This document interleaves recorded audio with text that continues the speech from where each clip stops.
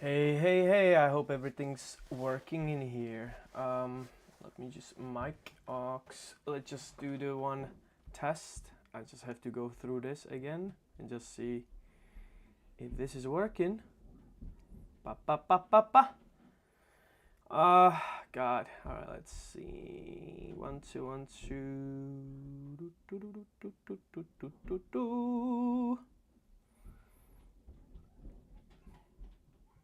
Okay, so let's see if this is working. We will try some of the video what we're gonna go through. Let's just say we're gonna go through here and just see the sound. Super Bowl ad, $8 million. I might actually put this on.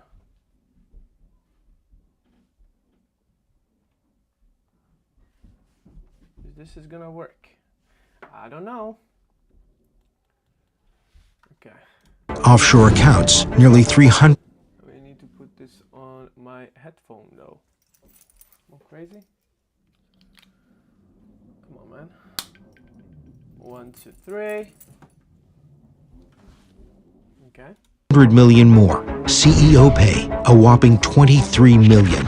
NYU Langone spends big on PR and executive salaries instead of safe staffing levels. And first up, let's go over some of the latest goings on in VR, AR, and This should work. Okay. 100 million more. CEO pay, a whopping 23 million. NYU Langone spends big on PR and executive salaries instead of safe staffing levels. And first up, let's go over some of the latest goings on in Alright, so it should work. Hey, everybody. Let's just go through VR. Today's Monday, February 24th, so let's just see what's going on. We haven't seen any news since last week, so this is a good catch up.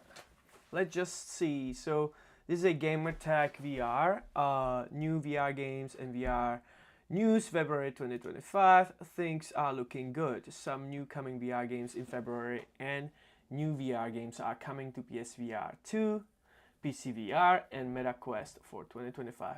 Okay, so you didn't really tell us what, but let's just see. MR or XR, whatever it's called right now, starting with Skydance's latest update for Behemoth. It features 700 fixes that appear to be Oh yeah, so Behemoth, which we just done.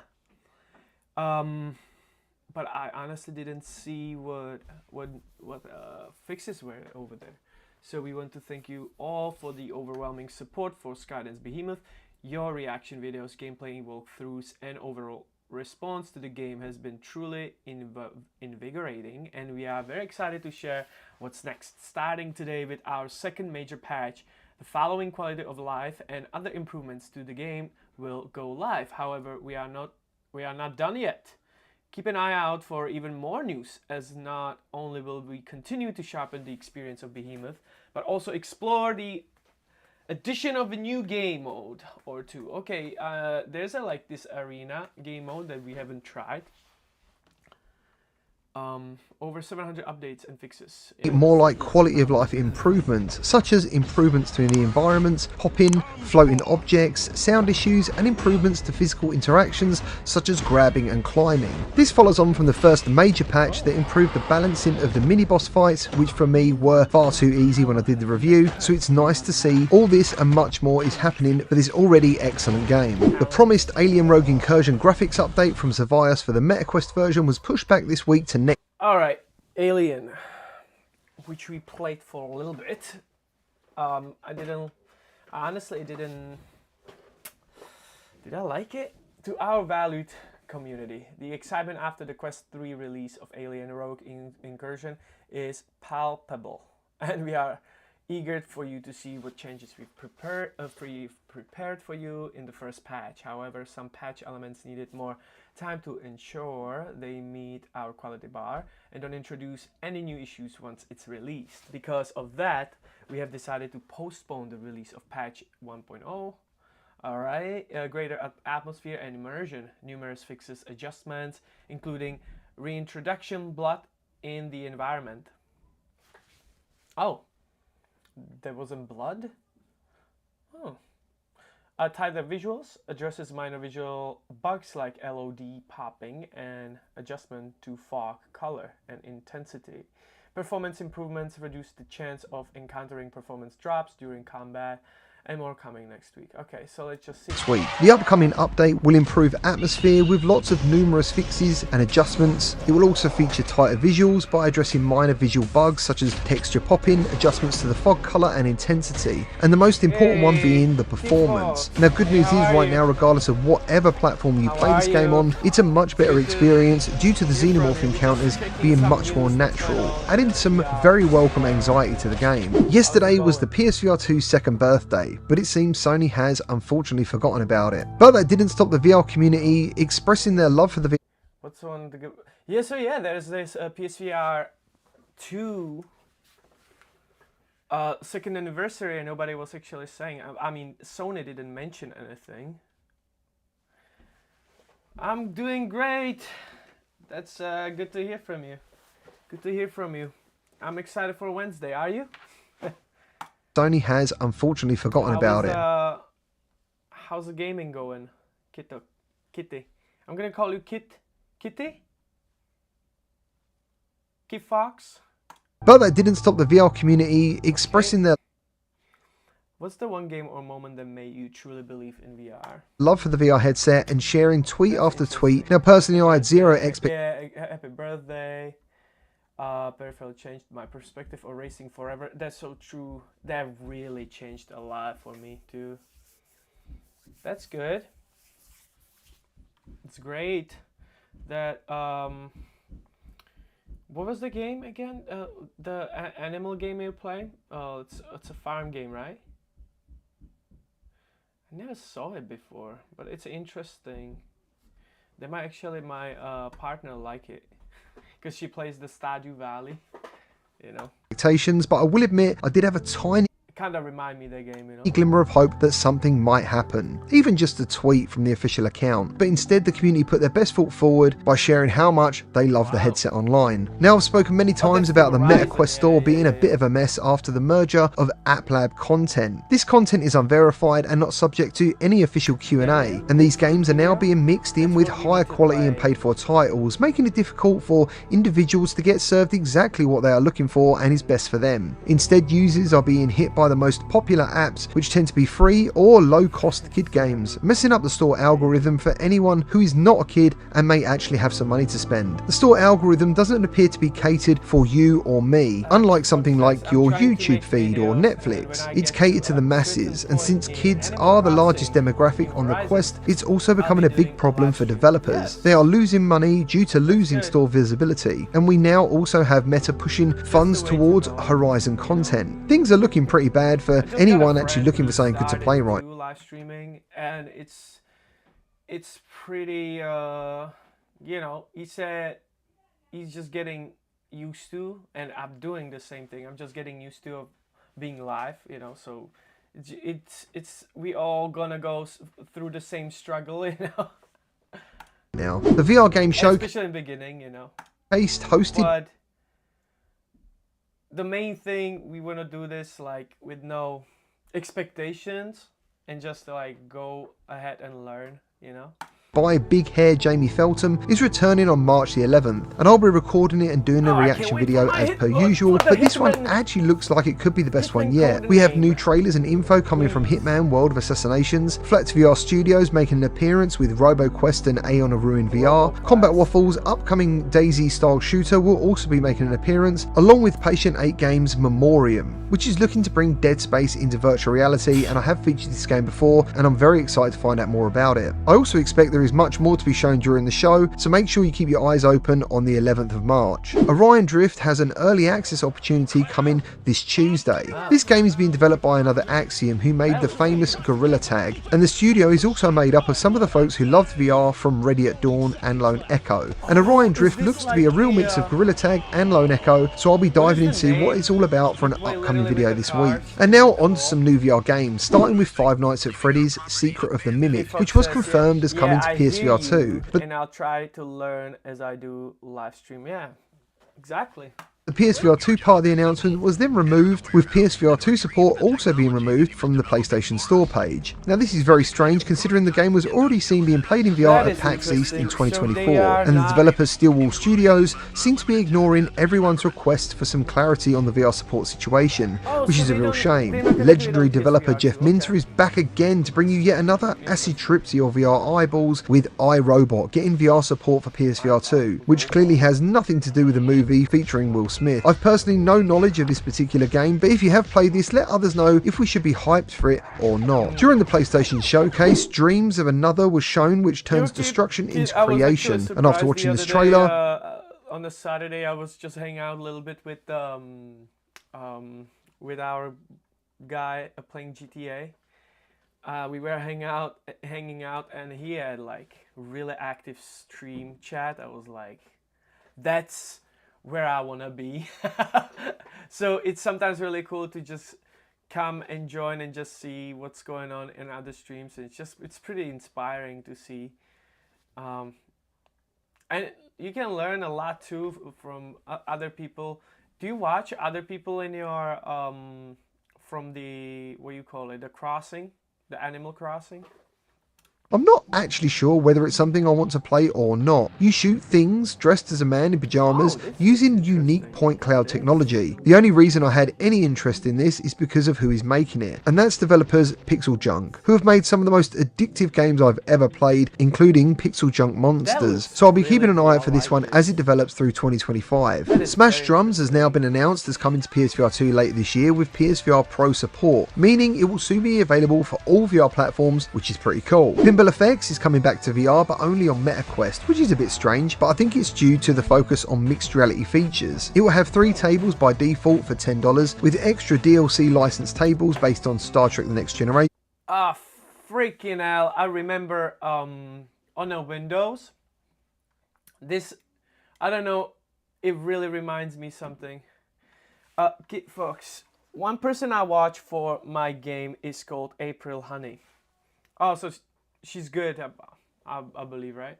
Like really good. Based on Star Trek The Next Generation, Indiana Jones. What does this remind you, for real? I remember this on Windows Millennium or 98. There was this game that you can play. There were a couple games like Solitaire, I don't know how you say, Chess. No, was there Chess? Find a mine, like you were finding a mines, and there was this game. Like they're literally reminding me that game from Windows. I think it was like on the first, maybe 95 or 98 or Millennium or XP, some of those like old ones. Star Galactica, Knight Rider, The Twilight Zone, Addams Family, and much more. And also thanks to my Discord. Is this a Xena, bro? Is this a Xena? Minesweeper. And also thanks to... Yes, Minesweeper, yes. This is a Xena. And there was a Gabriel. Is this a Gabriel? What the fuck? No way. My Discord. That is such a nostalgia. We used to watch this kind of shit. I found this awesome Bluetooth pinball controller which looks extremely cool, but it's currently only in Kickstarter. I'll leave a link to the Kickstarter in this video description, but obviously be careful. Ghost of the Boar developers Combat Waffle are dropping Silent North in early access this month. It's a PvE PvP first person shooter where you have to brave the harsh winter environment and survive hordes of undead along with fighting other survivors to get supplies and resources. Overall this sounds pretty cool and I'm looking forward to checking it out. And to finish today's video, there's a new cel shaded hoverbike shooter called Retronica in early access, and it's available right now on MetaQuest. It actually looks pretty cool with lots of customization and weapons available, and it's also coming to PCVR at a later date. Well, that's all I've got for you today. If you enjoyed the video, please leave a like and subscribe for more VR content, and I'll see you on the next one. And this is okay, so this is gonna be fun. Okay, I just wanted to go through a couple more VR news. What we got over here? 3 days ago, we didn't see that one. And that's a new person. Do we actually have subscribed to this? Thank you for clicking on the video. Before we get into my... And then, I didn't see this one. Okay, new VR game. Our gaming news. Well, once again, this is where things truly get interesting. I love the VR gaming news because it's... So, welcome to the ultimate VR guide for all you new Quest 3 owners out there. I don't want to watch that because it's the Quest, man. Do we have anything on PSVR? I'm sorry, but I want to see. I'm sorry, Reese Duck King. I'm so sorry, but I want more. Oh, there's someone. I think let's just see my the subscribe who I've subscribed to. Where do I see it? Is it over here? Oh yeah.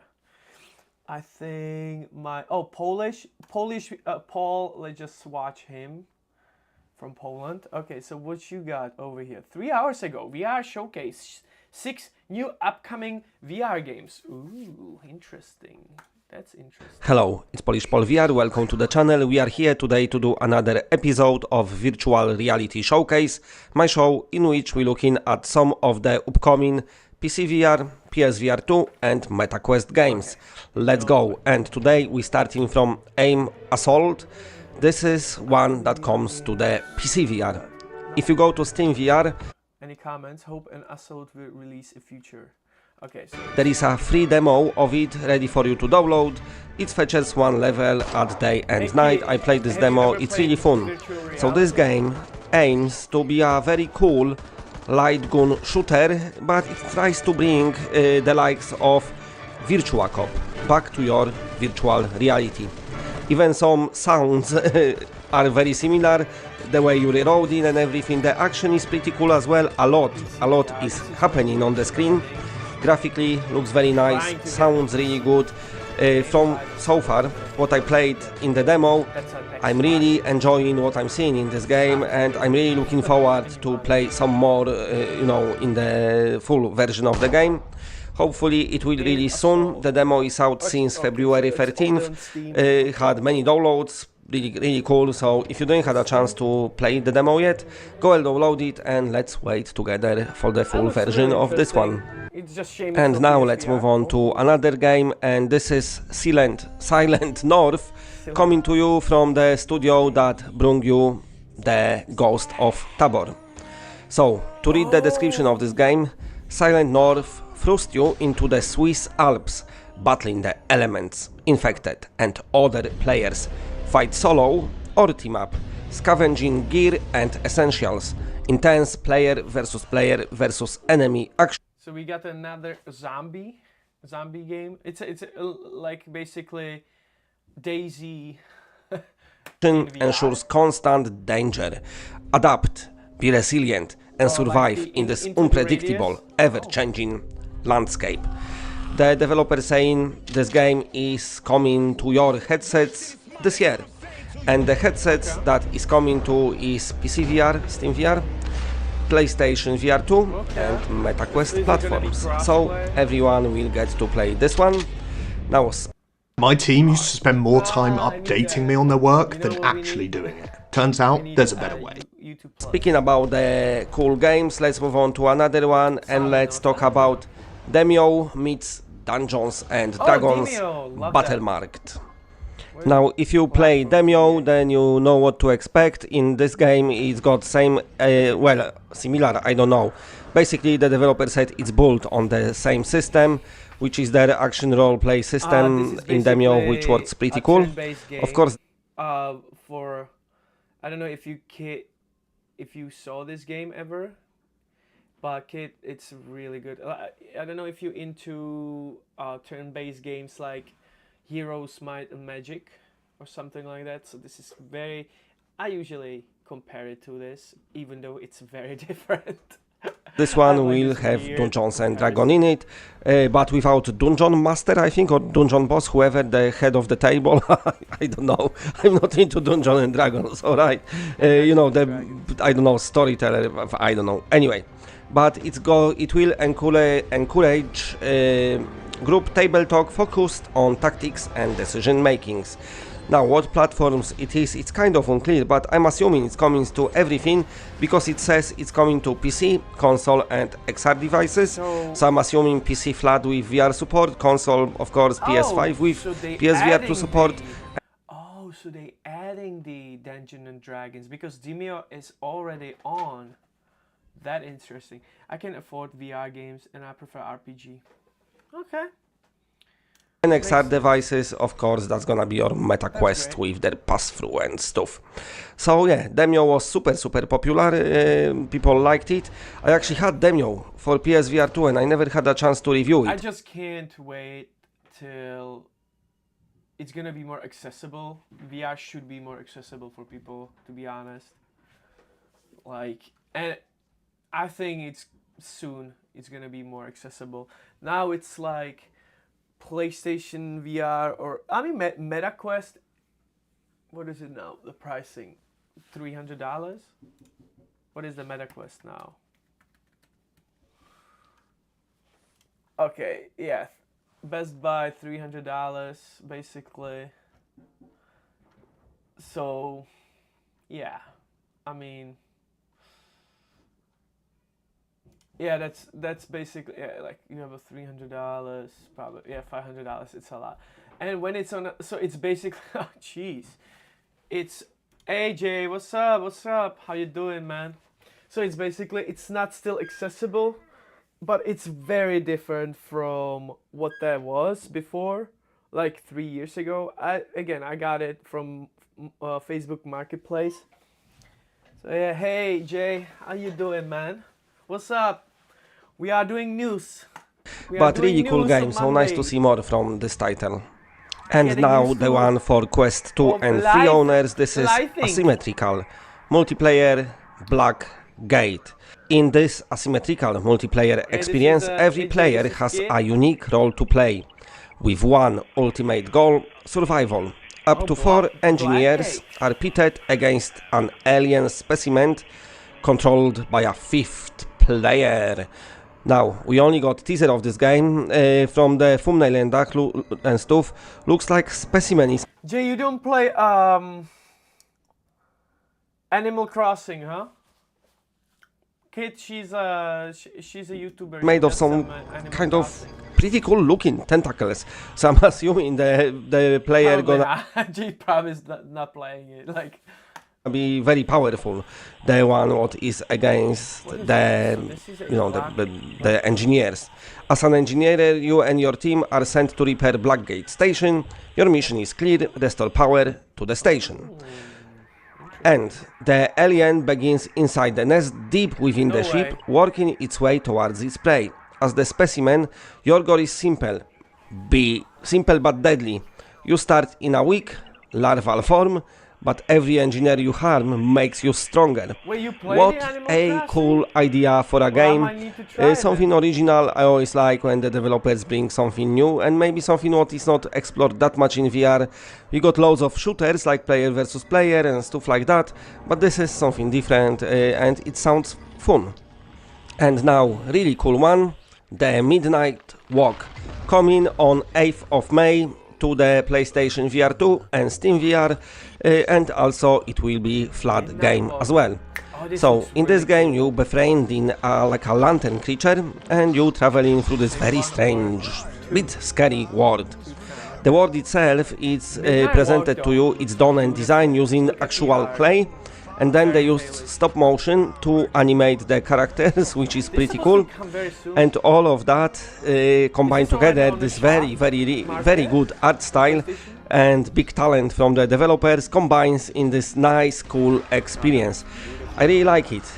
The clay in games always look cool. I don't know if anyone remembers Neverhood game. I think it was, I can't remember the year, 98, 97. That was like a clay game, point and click, I think. It was pretty cool. But anyway, very great idea. They gone for this horror art style, which looks really cool. I'm wondering if this is already on. Wait a second. Midnight Walk PSVR 2 shop. Let's just see if there's. Oh no way! It's already available. Oh. Okay, that's still okay. Embark upon midnight walk in the reverent dark fantasy adventure built in clay from the minds behind Lost in Random Fee and Ghost Giant. I mean, come on, look how it looks like, man. Look at that. I think it was, I can't remember the year, 98, 97, that was like a clay game, point and click, I think. It was pretty cool, but anyway, very great idea. They gone for this horror art style, which looks really, really cool.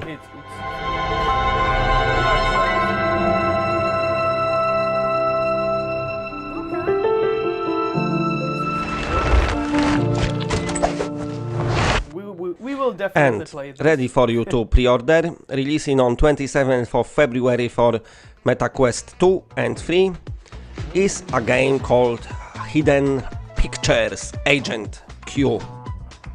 In this game, you are Agent Q, a veteran of the Elite Force BARD, defending what is really a galaxy piece from space. Is this augmented reality? You see he's checking the real wherever he is in the room, and then he just have the virtual reality in. It's just way cooler.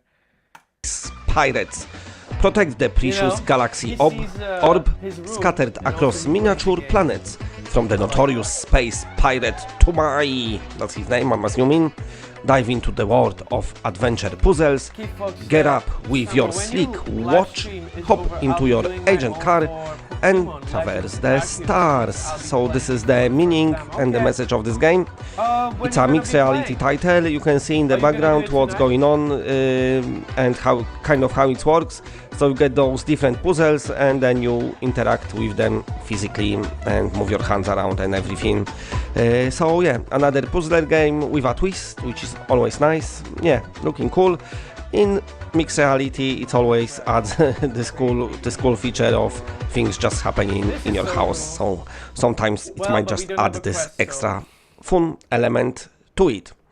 Anyway, let me know in the comment section which games from today's list and on which platforms you're going to pick up when they eventually release, and maybe which one is your most favorite from today.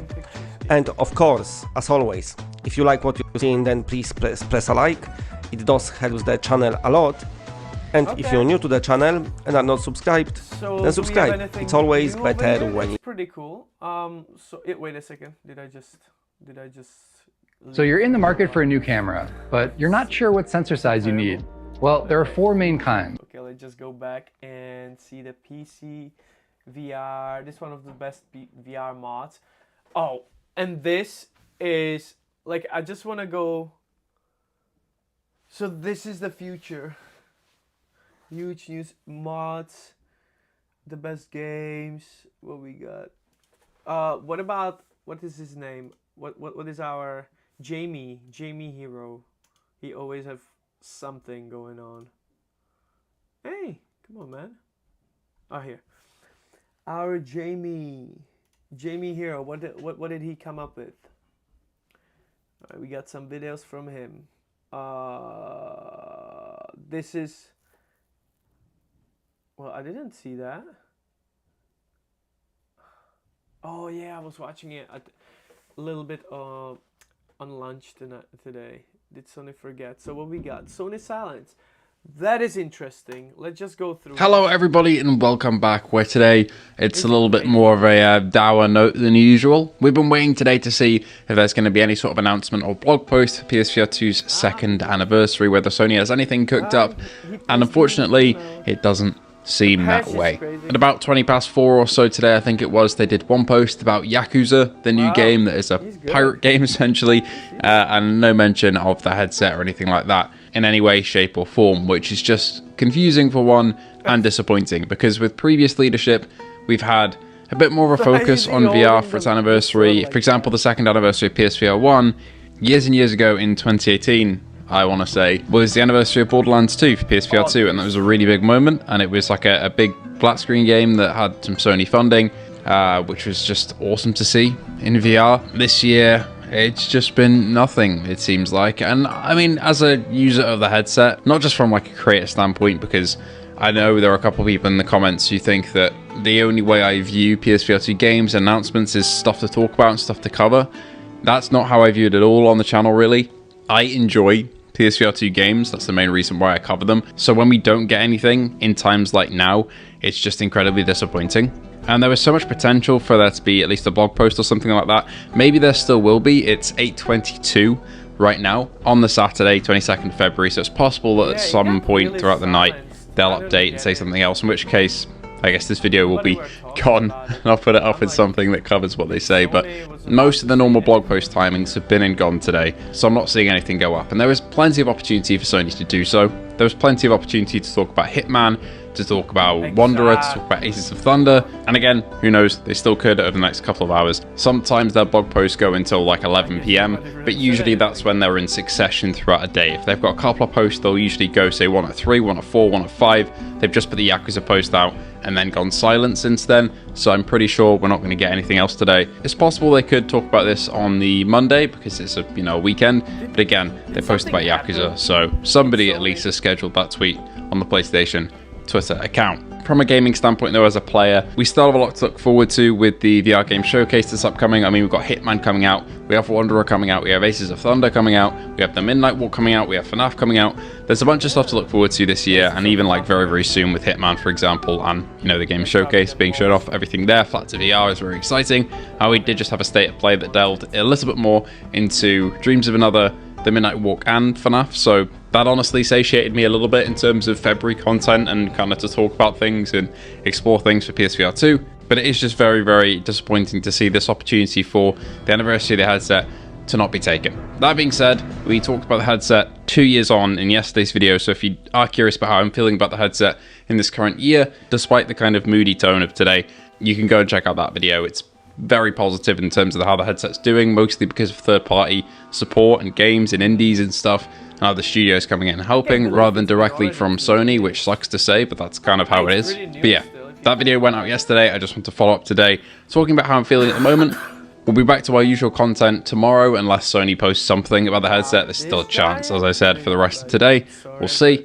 Maybe this video will age like milk, and that would be fantastic, but at this point, not sure if that's going to happen. But again, yeah, we'll be back tomorrow with Phasmophobia, having a look at the new update, followed by probably a couple videos talking about my favourite games on PSVR 2, 2 years on, and a couple new accessories and the new sale that's going on. So thank you all so much for watching today. I'll also be on the Cross Button podcast. I'll leave a link to them in the description below. I'll be on their podcast on Tuesday talking about the anniversary of the headset. So please do feel free to await for that. Thank you so much. Because I never really played it. So, and I think, who was saying it? Was it Jay? No, you didn't say nothing, right? I think one of Zeev. I think Zeev was saying there's like 4 to 5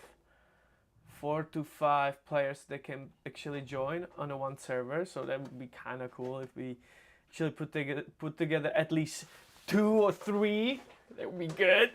Because honestly, I'm not like I'm not single player horror person. What did it say over here? So we got I'll celebrate PSVR with y'all. I love this platform. My partner bought it for me at full price, and I genuinely have loved every moment of my experience. I bought bad games, good games, and memorable, life-changing games. Experiences that will stick with me for the rest of my life. So many people have been unsatisfied with PS5 generation, and I understand why, but PSVR 2 has made this generation my favorite. I'll celebrate this platform, and even if everything crashed and burned overnight, I have something I can play for a long time and be grateful for. I can be mad for could be, but I'm happy for what it was and what continues to be for me. I love this comment. That is insane. That is actually cool. And yeah, I bought bad games. I did. I bought really 2 bad games on PSVR 2. Like, what I really remember when I was in the buying spree, I would buy, because I saw like mathematics and I would saw English language, and I bought those games luckily it didn't cost that much. It was like $5 or $10 per game. So I bought them like in a bundle or something. So I spent like $15 or something like that. It wasn't bad. It was, excuse me, it was so bad. The game was so bad. The tracking, nothing was working. It was just annoying. So yeah, but that's what you get sometimes, you know.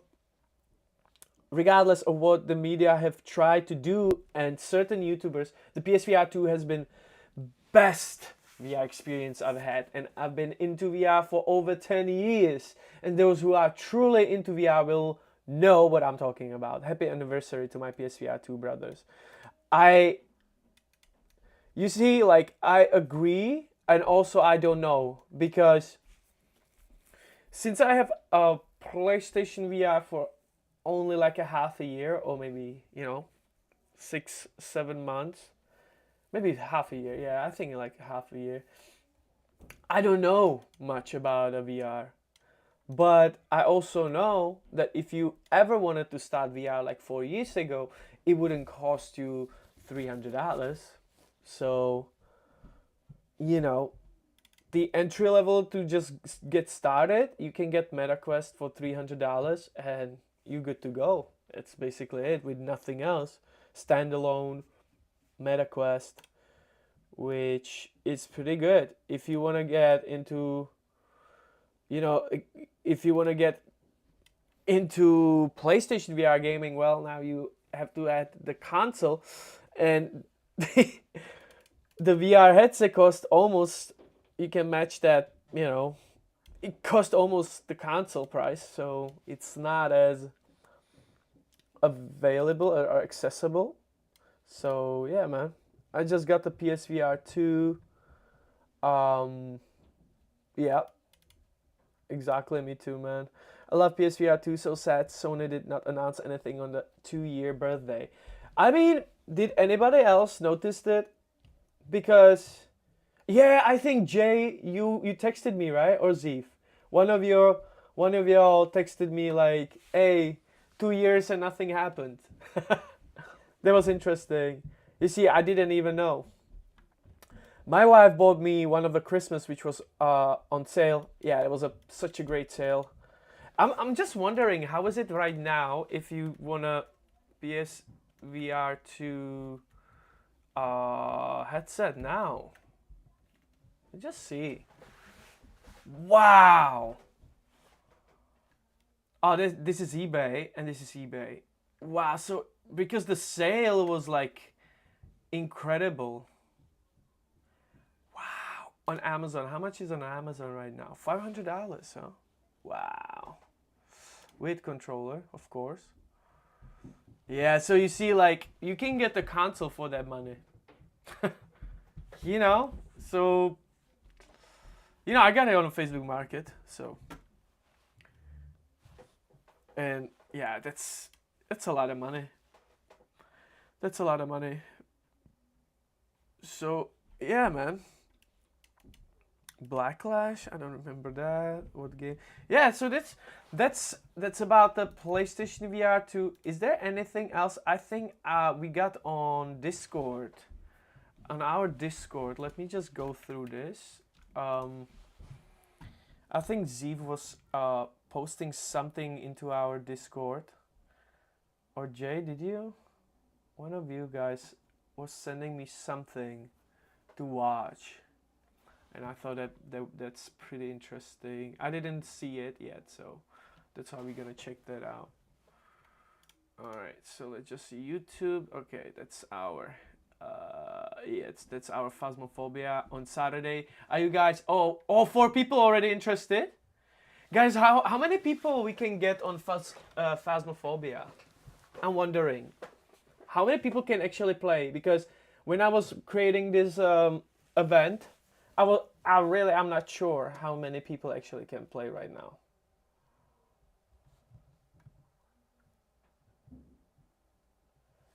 Wow. Is it at least 3 or 4? Because I type 5. So, that's awesome. 4 people already interested. That's incredible. I'm so happy. Saturday gonna be crazy cool. I can't wait for the Phasmophobia. Can you imagine that?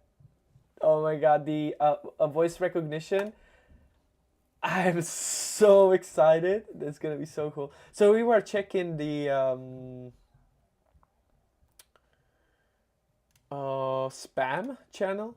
Oh, I told someone to put that in the spam channel, so unfortunately that's not possible right now. So okay. Wait, you guys actually don't see that. That's wait a second. I think someone texted me though. I think it was Z. There's a one link. Oh, I see it. All right, let's just. All right. Looking so to scale customer service without scaling headcount? Okay, so we're gonna watch. Oh, so like. What's going on? All right. So what? Zeef, I think Zeef. Thanks Zeef for this. So we're gonna watch. I spent the day in the Phasmophobia VR on PSVR 2. Okay, so it's about Phasmophobia. Okay. Latest update, which is available on PSVR 2, Xbox, and PlayStation. You will need to manually change from text to voice in options, but it's a complete game changer. The game is far more scary, and the ghosts are more interactive. Try it out. Okay, so this is gonna be really interesting. So this is what we're gonna be playing on Saturday. Okay. Interesting. Right, guys. Right, listen, yeah. Now we've got the voice thing. What you can do is agitate the ghost just by saying its name. Judy Buckley. Are you here? I literally never played this game, dude. Don't get yourself killed. Dude, it's definitely in this room. All I can see, was there like 2 It's people definitely in that room. It's freezing. Yeah. Oh, fingerprints? Yeah. Oh, shit. Is that the EMF? The EMF, man. It's got to hit 5, though. Of course I do have a PS Plus. Yeah. Yes, of course. Is it possible we can get another candle down here? I'm not tripping, bro. I just turned on that light and it turned it immediately off. Oh my god, this looks so good. Oh, did you hear? I heard child laughter. I kind of wish. Did you hear that? See this, though. You know? Oh, fuck! No! Oh, shit. Z, what's up? How you doing, man? We're just checking your. Yo, oh my god, what the fuck was that? Yo. Fuck! No! Oh, shit.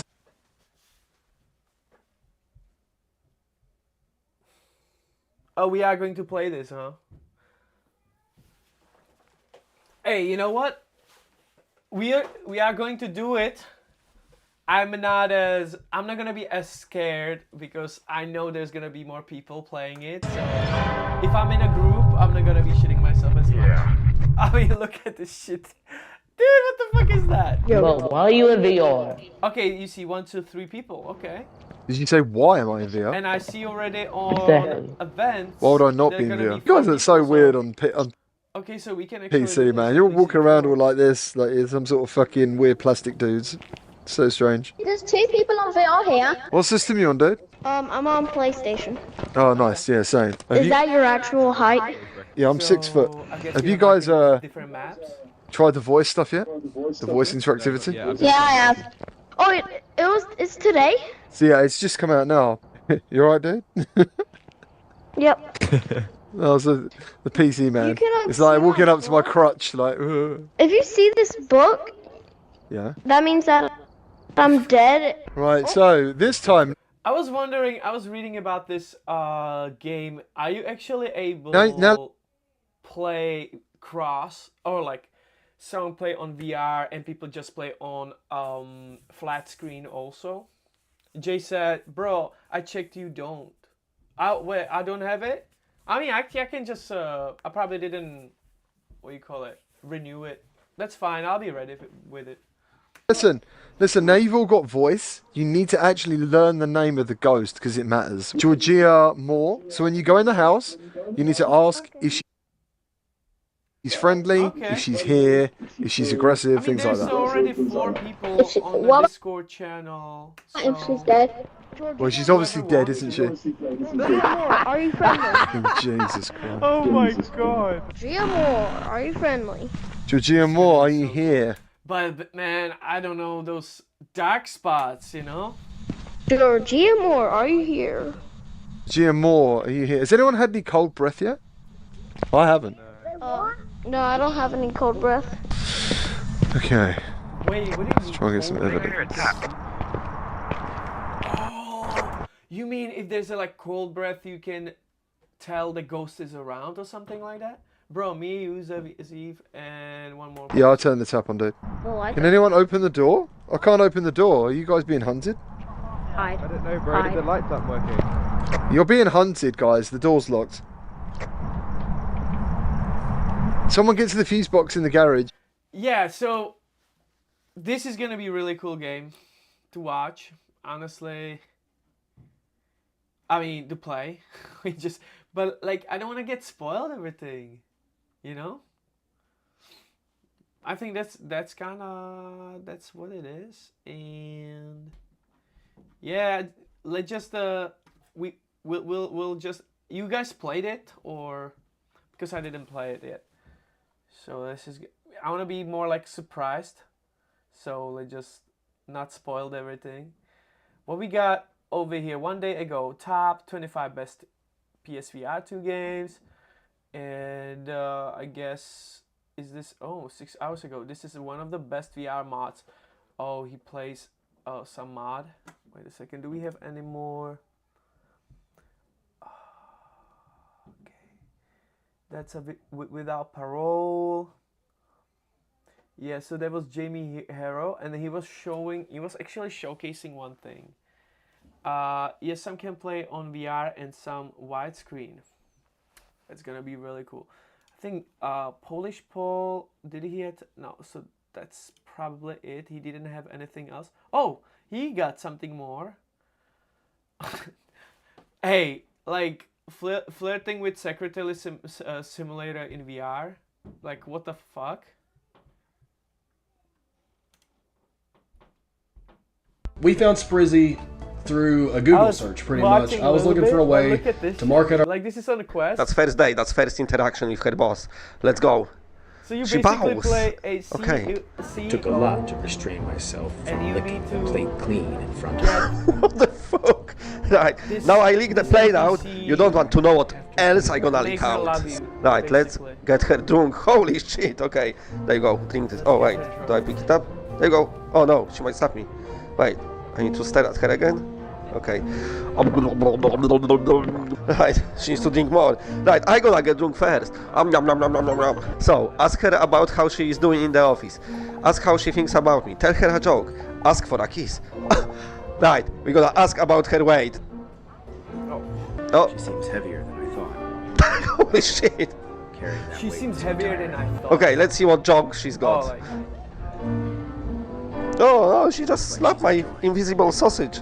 Oh, I'm getting drunk as well. Oh, wait. What's next? Do I have to stare at her? Freaking Paul, dude. I don't like her to slap. Let's get her drunk. Oh. Oh no, she slapped me again. Holy shit. Right, we need to find some interactions. Let's see. As I walk, I get smaller for some reason. Weird. Right, I'm gonna just kill myself. Woohoo! What? Are you kidding me? No, I'm joking. I can fly. Oh. Let's come back. I don't know why I'm so small. Oh, I can actually pick my glass up. So apparently when you walk, you get smaller. I got the wine! I've got the wine! Oh no, I scared her again! No, she's gonna slap me. See the texture.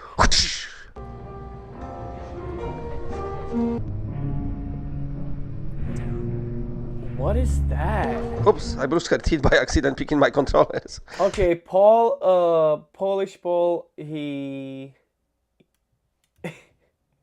Man, this video is just so funny. I love this sort of review, Paul.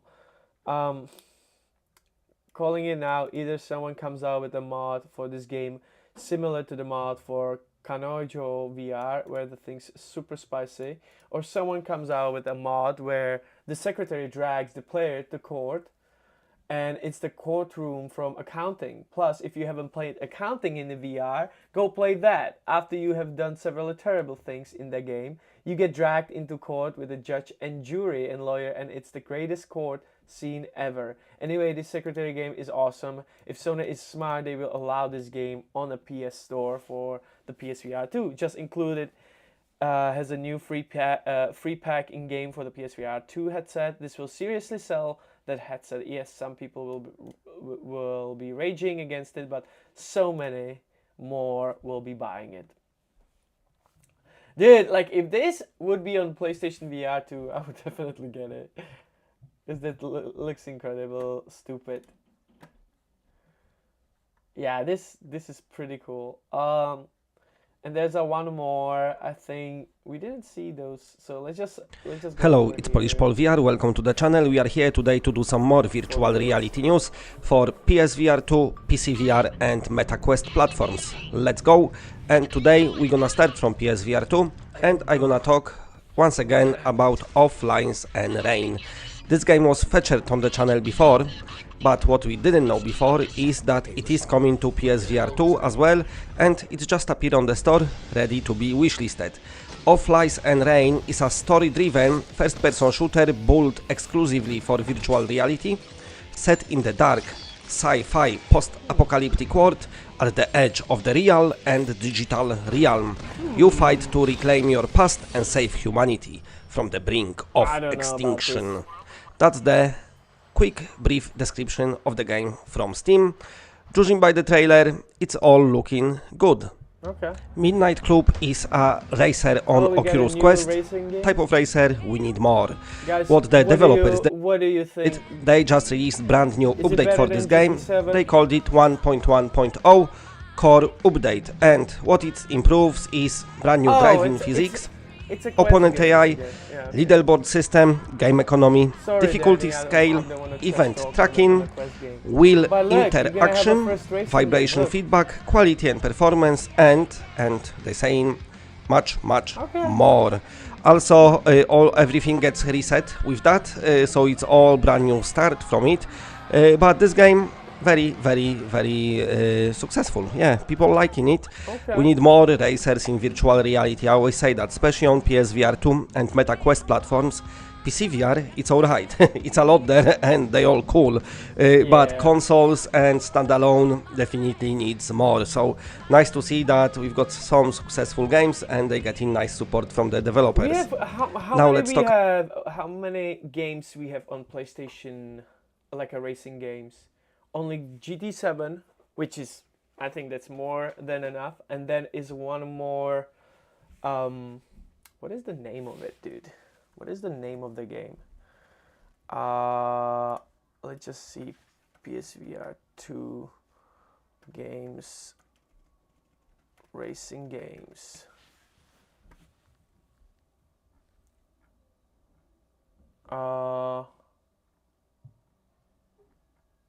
Which one was that? About Cold VR, the game is out on Quest and PCVR. PSVR 2 version still coming, but what's happened is the game released and it didn't had the best reviews. I gave it 4 out of 10. There was quite few issues, and with the Quest version there is even more issues. But anyway, the developer of course watched the reviews, also got feedback from the players, and they said that they are planning a big update to address all the criticisms the games had. I also mentioned the pointless backroom story levels. I don't know what it was, so they're gonna change it for brand new levels of the game. Because I don't know about that one. You're talking about Cold VR. Is that only on Quest levels? I don't know what it was, so they're gonna change it for brand new levels of the game, which is good, and there will be loads of different improvements as well, and everything what people complained about should be updated. So in time this game releases for PSVR 2, it should be good by then. Now, speaking about the games that released and maybe wasn't as great, let's speak a bit about Alien Rogue Inclusion. So it was good on PC and PSVR. Why the Cold VR reminds me the Pistol Whip a little bit. 2, but Quest version left a lot to desire. The Stolen Pastor say I was looking at it in the Quest store. Okay. Quest 3 version what came out, and people played before that the games like Batman Arkham VR, you know, there's some other heavy hitters, which was of much better quality visually and also when it comes to the gameplay. So what the developer said is they meant to release the brand new patch this week. Of course, this week now coming to an end, but they said it is coming and it's coming next week, and that will give you all the graphical improvements and all the updates. So it's what people wanted. So it's gonna be a quite big patch for this game. Maybe that's why it's delayed. I don't know. Anyway, that's it for today. Thanks for watching. If you like what you're seeing, then please press a like because it does help. The alien rogue incursion is pretty okay. Again, I didn't spend much time with it, but you know, I mean, it wasn't as scary as Metro Awakening, to be honest. The channel a lot. So what we got over here? Nice of lies. What we got? Midnight Club. Well, it sounds awesome. Play the Lies and Rain PC test demo. Really good. Unfortunately, I can't finish the demo due to the game crashing bug. Really? Huh. Lies and Rain. So people talk about the Lies and Rain. Honestly, I think I'm going to skip Quest 4 when it comes out. Between devs complaining, rightfully so, about the meta store and Quest quick turnaround in headset, it's just not worth the investment. Maybe by Quest 6, standalone VR will have the power to get big games on more frequent basis. For every Batman quality type game, there are hundreds of cartoony crap games. I still think Xbox could really be more competitive if they would partner with Meta so that you could play VR games by plugging the Quest directly to the Xbox. Plus, it would be forced Sony to start taking PSVR 2 seriously. So with this comment, I don't... PSVR 2 take it pretty seriously, I think. Aren't they? They have a pretty serious games, guys. But also, I don't... Is that true when it comes to Quest? I mean, I was just reading something about the Quest that they lost a lot of money this quarter or whatever, but they hired some someone from TikTok or why not? Is that true? I mean, I don't have a Quest, so I really don't know.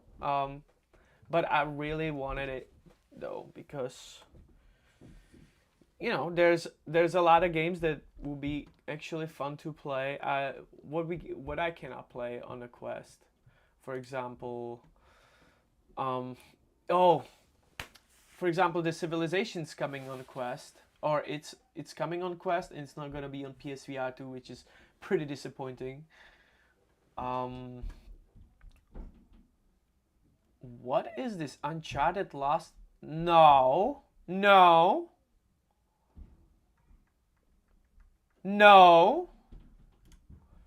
Uncharted. IRS e-file is now open. Snap your W-2 and file your taxes 100% free. Plus, get your biggest refund. File free now. Roughly 37% of filers qualify. Simple Form 1040 returns only. Click for eligibility. Quest is going hard with free-to-play content and targeting very like 7+ age group. Hello, it's Polish Polsiar. Welcome to the channel. Today we playing Uncharted.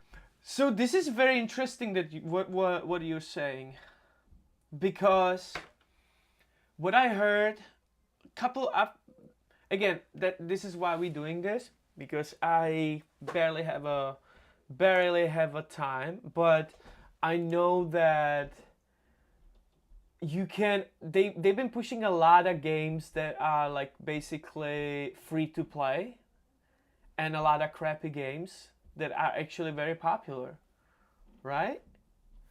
So, and a lot of good games, AAA developers don't have money, or their games are not pushed. Well, what we have seen, like with Metro Awakening, for example, which to me was one of the best immersive games I've ever played, because there was barely any UI, and it felt like you are somewhere. And like they said that Metro actually lost money, and that Quest doesn't push their games in front of people that have it. Stolen Pastor say, yeah, they are very popular with the kids. Yeah, what are those most popular games? Is that I never played the Gorilla Tag, for example. Is that like is it a good game? What else we got? I mean, the Gorilla Tag seems like a fun, but it seems like there's a lot of kids playing it. And to be honest, when I was playing on PlayStation VR, I've been mentioning it many times. There's the game of Stilt. And, you know, because I usually prefer playing just, you know, games for kids. So, you know, if I take a game, for example, play horror game, and then I have something like golf or Stilt, I'd rather play that, you know. What updates me is VR causes permanent eye damage to kids. What? VR. What upsets me is that VR causes permanent eye damage to kids. Are you sure?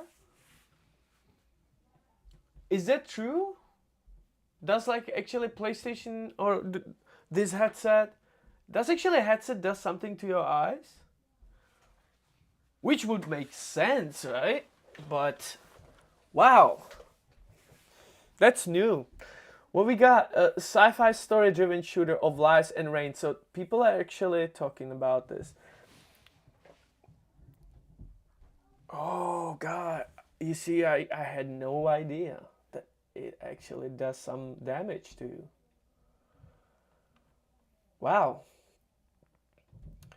That's why I have like... I usually mention this. That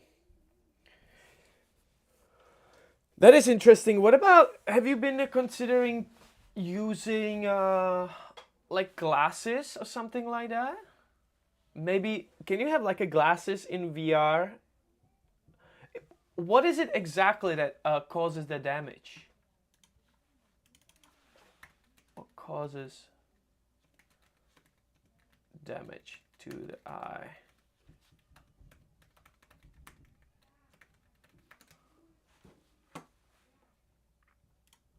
Okay, what is this? This is very interesting. So are virtual reality headsets safe for eyes? Virtual reality technology can transport us to sci-fi battlefields, underwater, outer space, and beyond with a host of the new games, apps, blah, blah, right? Technology. But what impact does VR gear have on the eyes? While technology is relatively new and no long-term studies have been done, there are a few things we do know. Woo! How do VR headsets work? VR headsets create a life-size 3D virtual environment without... It's probably best to look it up. I'm not exactly sure. But no, this is really interesting, dude. That's actually interesting. I never thought about that. You know, the truth is about wearing a headset, what I've experienced, like, again, I don't have it for that long. It's been like 6 months. And I'm basically using, now for the past month and a half, I've been actually using it every day for, I don't know if you heard about Trip, the meditation app. So I've been using it pretty like consistently every day because I need some kind of like, some kind of, it's every morning, you know. For me, it's like this platform where I can just like really breathe and just forget about everything. But I didn't really have any issue with eyes, even though I'm using it as soon as I wake up. But that's very interesting. I just wanna, let's just go through this thing. What I wanna say though, what I really wanted to mention is the brightness. I have it on the lowest. I've been using VR for quite a few years now. Yes, so you see, and what about your eyes? Does it seem, do you think it impacted your eyes somehow, or do you think does that actually impact only like young kids? That's interesting. So VR headset create a life-size 3D virtual environment. We know that. Headset use either 2 feet sent on display or 2 LCD displays one for each eye. They also have lenses which are placed between your eyes and the pixels. The lenses focus and reshape the picture for each eye and create stereoscopic 3D image. VR headsets provide an increased field of view width of the picture to create a sense of immersion. Additionally, the headset makes use head tracking, shifting the picture in front of you as you look up, down, and side to side. Stone Pastor said, I think the worry is crossing your eyes to look at the things close in VR may cause damage to developing eye muscles. Right, when it's developing, yeah. That actually makes sense. Is there age... Look at this. Okay, so is there an age limit? I think we just ran into something over here, man. So most VR headsets manufacturers says that device is not suitable for children under age 12 or 13, although there are no long-term studies. Well, because it's been 2 years or 2 years. PSVR 2 is for 2 years, but how long has been virtual reality actually out? Agree that there is no reason to be concerned that VR headset will damage eye development, health, or function. Age limitation for VR technology might make sense for content, but as far as we know, this technology poses no threat to the eyes, said Stefan Lipsky, pediatric. But yeah, that's what they say, but eye strain. I do have eye straining though. I feel staring at the VR headset screen or any digital device for a prolonged period may cause eye strain or fatigue. That's because you tend to blink less often when using a digital screen device than you normally do. This can cause the front surface of your eye. We were actually talking about it with my friend, and he... I was actually laughing because he's on a VR and he starts screaming and my eyes fucking burns. And it's because, you know, he was after work, tired, and now you stare in the screen. Duh, it's a fucking screen, right? So, like, it kind of makes sense. So, yeah, that kind of makes sense. But I never was actually thinking about it like that. So, this is the Lies of the Rain, which was announced the other day. And we already...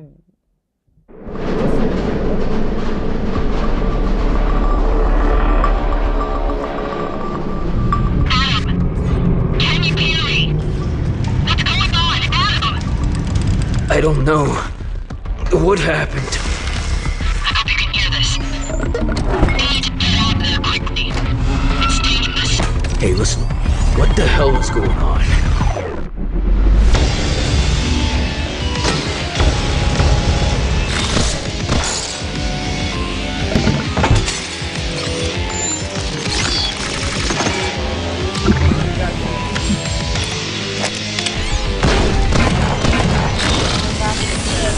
First headset, it was the Oculus with the world we want to do like 2016, is gone. and that did mess with your eyes. If you used it, a lot of you would be like cross-eyed for a solid few seconds after spending the day in it. What? Wow. Those are like some first Oculus Rift CV1. Wow. So that, you say 2016. Wow, that's been like 8 years ago, 9 years ago. That's literally, dude, like 2016, that's when I came to US. So it's been probably 9 years ago, huh? By the way, I came here, I barely spoke English. That's crazy. 2016, man. Wow. Look super interesting. I wonder how soon. Wow. So this, I don't know how I feel about this. It looks okay. I came like a briefcase. It was cool. It came in like a briefcase. I mean, it was new, right? So it's just like...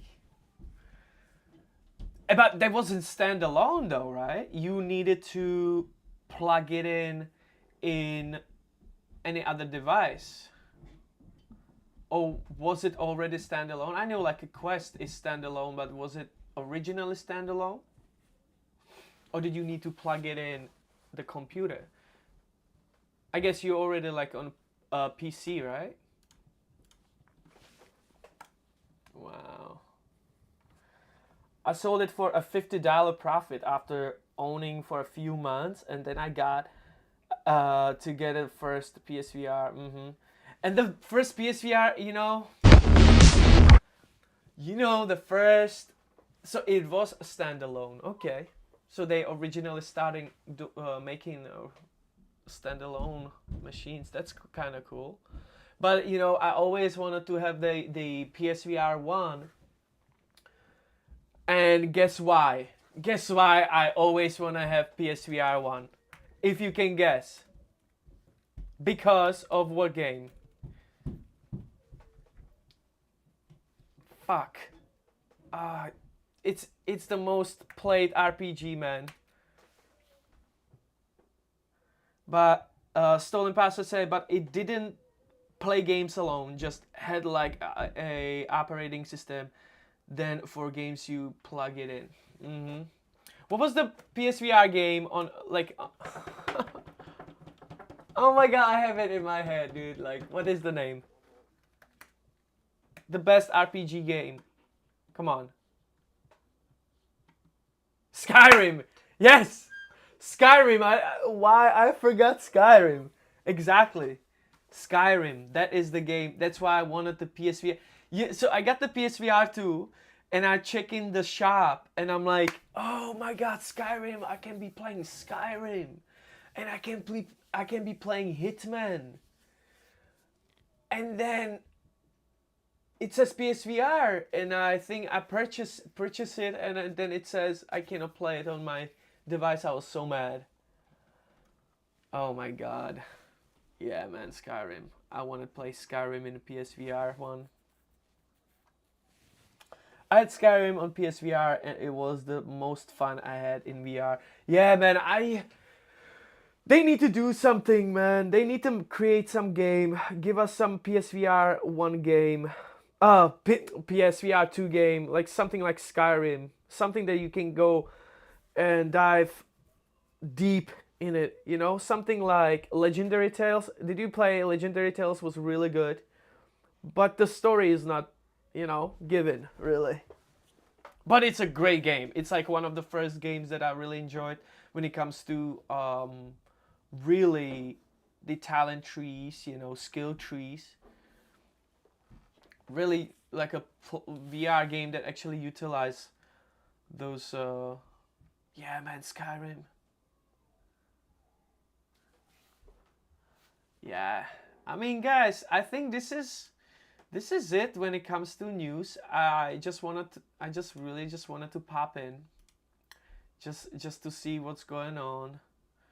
I used Little Grok in here just to see. Those are 5 post pages. Do you have anything new? There's a PC adapter. That's what we need to get. Apple Vision Pro could soon work with PlayStation VR 2. What we got over? PlayStation VR Horizon Call, the mountain bundle is 250 off. Yeah, that's not anymore. So those are like old results.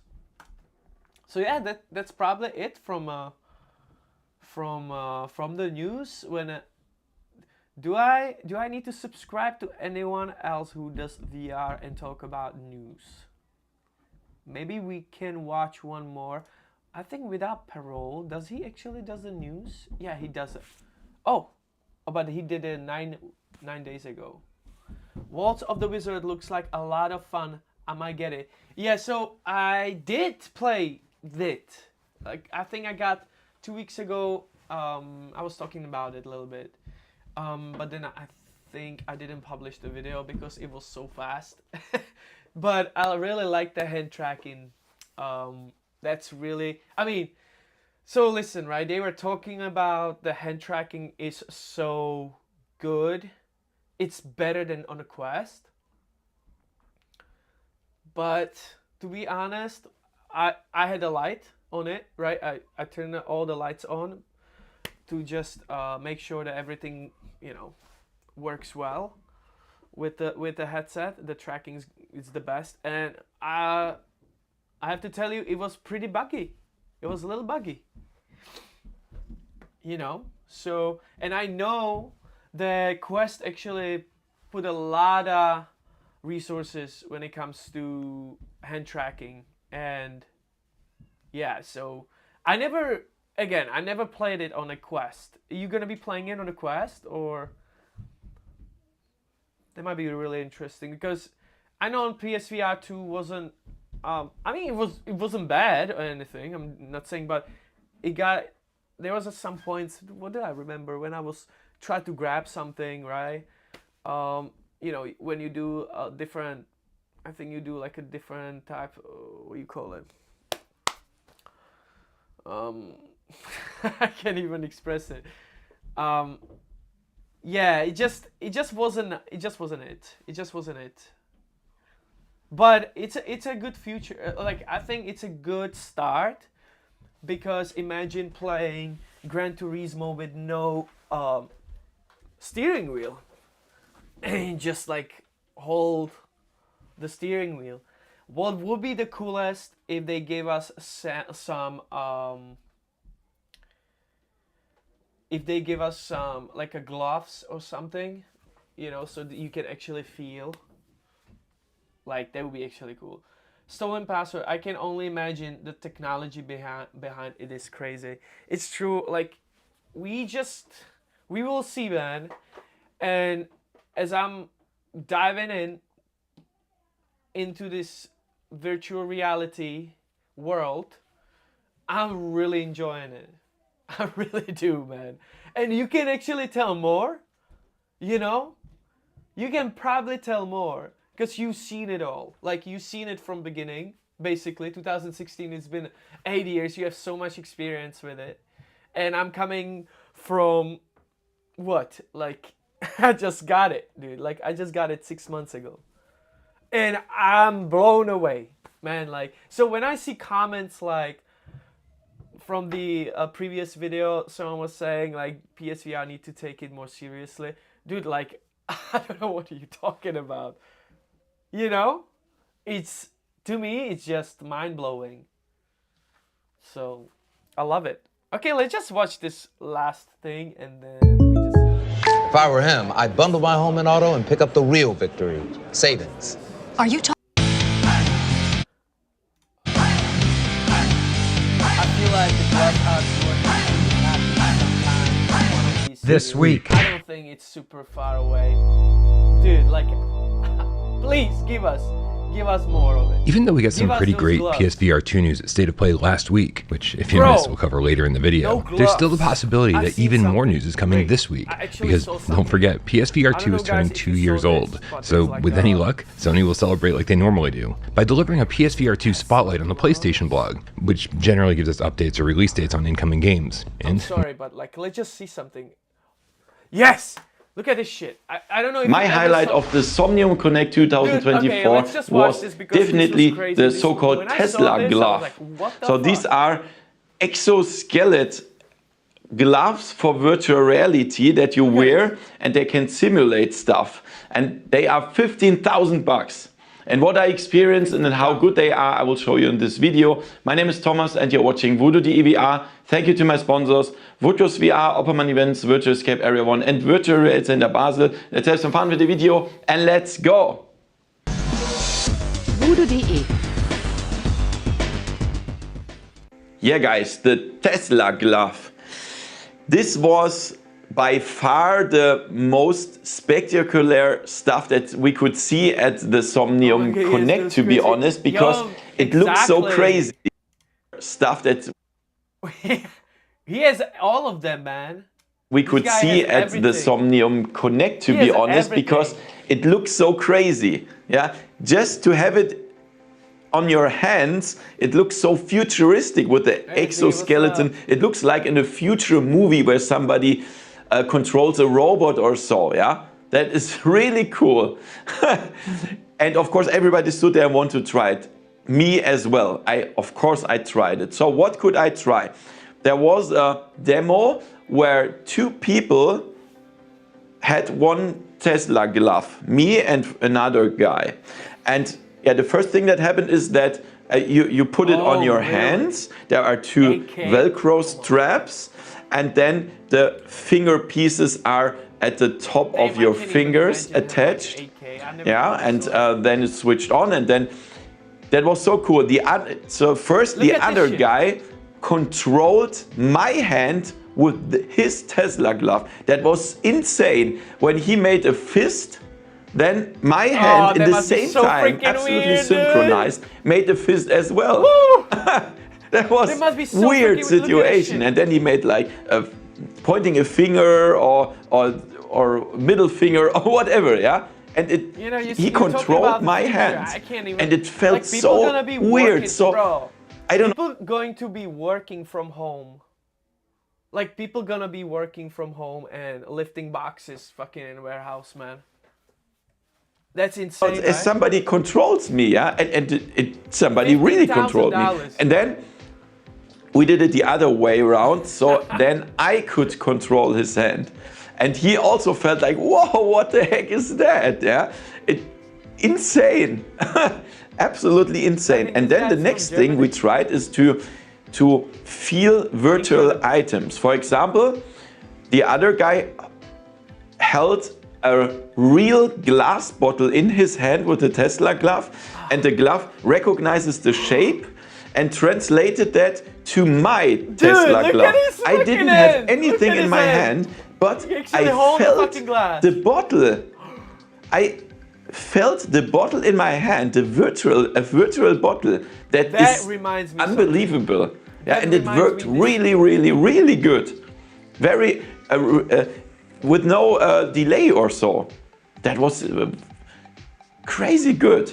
That reminds me, so when he says that he felt the bottle because the guy hold the bottle, that reminds me the same thing when they were doing the test with the hand, and the guy would have, they would give him, like, he would have like a wall, so he wouldn't see his hand, right? His hand would be, I think, under. Yes, he wouldn't have a hand on a table, but they would put some plastic hand on it, and he would know it's not real hand. But what they would do, they would touch his real hand first, and then they would start touching the plastic hand, and he would feel the touching, or the sensation on the plastic hand, even though it wasn't his real hand. So it's a literally same thing. And I think there's some video. Unfortunately, I couldn't try the haptic feedback. There was no time and so on. I think they didn't even have a demo there. But I can tell you a little bit of the details of the glove, because I know that.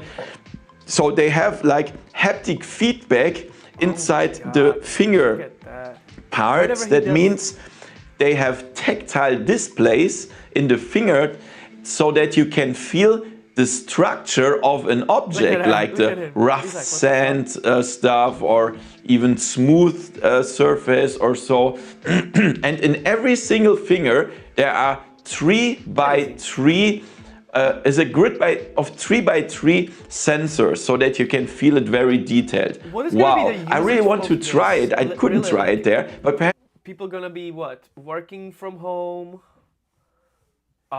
Doctors gonna be doing like procedures from home. They can send me a loaner unit for like 2 weeks or so. I would really love to try that again. There's gonna be a robot with those gloves. The next thing they have included is, of course, the force feedback. That's the main feature with the exoskeleton. So it causes like resistance, and it pulls your fingers. Yeah, so that you can feel the shape of an object, like the bottle I felt. Also, it can vibrate, and for example, you can break stuff. If you have a virtual egg in your hand with the Tesla glove, you can feel the shape of the egg, and then when you push it together, then the egg breaks, and then the resistance is gone of the Tesla glove, and then you feel like you break the virtual egg. That's insane. It's so cool. Yeah. And then the next feature is you have a motion capture, of course, inside the glove, so you can track the the fingers. Also, you can attach a Vive tracker or, for example, a MetaQuest controller, so everything is tracked as well. And together with the Tesla suit, then you can do completely full motion capture, yeah, with the single hands, with the body and so on. That's absolutely awesome. And of course, there is finger tracking included. Yeah, I mean, when you want to try like a game or anything with finger tracking, that's also included inside the Tesla glove. And they also have biometric system. That means there are biometric sensors inside the glove that can, for example, measure your heart rate during an experience. For example, if there is some stressful tasks or so, and then they can measure the heart rate that results in the experience of the guy that tests the gloves. It's really cool. Yeah? So if you order a pair of the Tesla glove, you will get like different software pieces. For example, you get a control center. There you will connect and establish a connection to the gloves and so on, and the Tesla suit. And then you have the studio where you can have access to the system, or can grant access to the Tesla glove system and access the data that the Tesla gloves spits out, I would say. And of course you have an SDK for the developers to develop your software and integrate the functionality of the Tesla glove. Really, really cool, and that was insane experience. But now if you want to order a pair, you need a lot of money. It's $15,000 a pair. Yeah. Holy moly! Yeah, it's very expensive, and also the Tesla suit itself is like 13,000. So you have to spend a lot of money if you want this cool experience. And as you can see, this is not meant for gamers, of course. They want to do it for like training sessions or controlling robots or so. Yeah, that's ideal for that. So if you are working in those industries where you control robots or have medical stuff, or you have training simulations or so, consider to buy those stuff, because it's really good. I mean, they are not doing shit. It's very nice. And it was absolutely cool to try it out, and it's really professional. I mean, come on. So man, if you didn't see the video, absolutely incredible. Like, yes, absolutely amazing tech, and thanks for showing it to us. It's not just crazy, $15,000 price tag, which is off-putting. It is the fact that out of the box, this thing more than likely isn't going to work with any software, commercial apps, or games without additional plugins, add-ons, and or a huge amount of custom development on your part. If they can take what they learned and create something at a reasonable price point, then that's great. But even for commercial applications, I can see anyone wanting to use this compared to whatever they already use. Man, it looks cool. It's crazy. Controlling machinery remote application. I'm thinking classic clean room situations, or what you see in movies with the perspex box and a pair of rubber gloves connect to it. All those things already work. Don't need software and are proven technology. Or when you want to manipulate those plutonium fuel rods without exposing yourself to radiation, using this glove to control your robotic arm hand. Yeah, it's some for Superman, But hey, I guess in that case, the price is okay. If you can afford plutonium, I guess you can splash $15,000. For some reason, I'm thinking of the movie of Andromeda Strain. Which one is that? But hey guys, this was actually really cool. Really cool dive. I really enjoyed it. I hope you guys did too. And Stolen Pastor, do you play Phasmophobia? You're welcome to join us, because on a Saturday we have created an event. We're gonna be playing Phasmophobia. So if you wanna join us, we got the Discord down somewhere in a post. So if you wanna join the Discord, you guys all welcome. Thank you for hanging out with me, with everybody. You know, it was cool. I love those, man. I actually enjoy those news on a weekly, and that sucks. Phasmophobia, I'm gonna be playing it for the first time, so it's gonna be kind of cool. I usually don't play horror games, but like, you know, I'll join the Discord though. Yeah, definitely join the Discord. You know, we just started, so man, you're actually awesome. I'm really appreciate you over here, because you know, we need people like-minded people, and actually more experienced one, you know, because you're obviously experienced, so I'm glad, bro. Like, you've been in this world 2016, which is incredible. Poke, hey, what's up, Poke? Oh my goodness, how are you, dude? How is it going? We are literally just finishing, Poke. So that just sucks.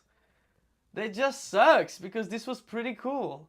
You know, I don't know, Poke, if you ever seen this. I just want to show it to you, just because you came over here. Look at this shit. Because this was pretty amazing. Look at this. Hand with his Tesla glove. That was insane. When he made a fist, then my hand in the same time, absolutely synchronized, made a fist as well. That was weird situation, and then he made like pointing a finger or middle finger or whatever, yeah.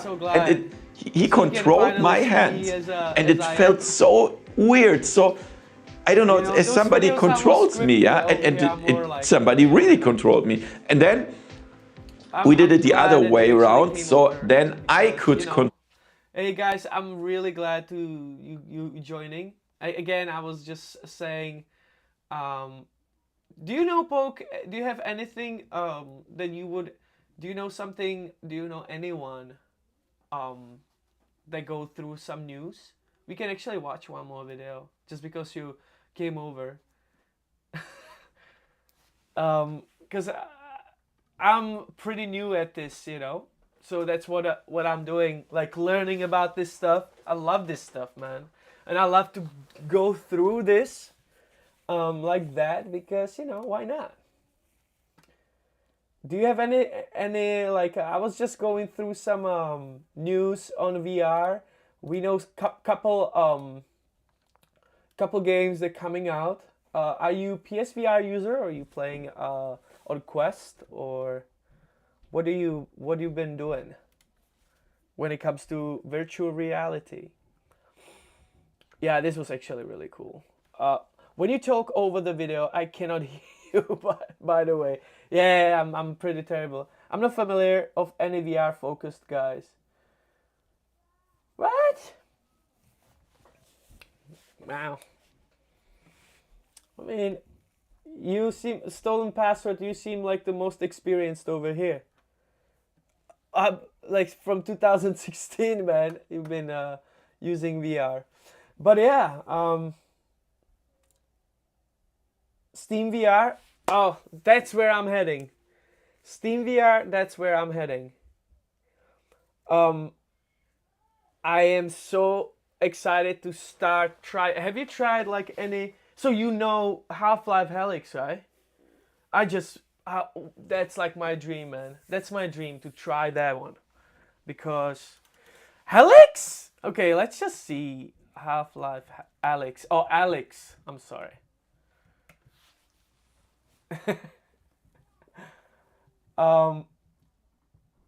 We all know that. What about any news when it comes to this, like any patch or something?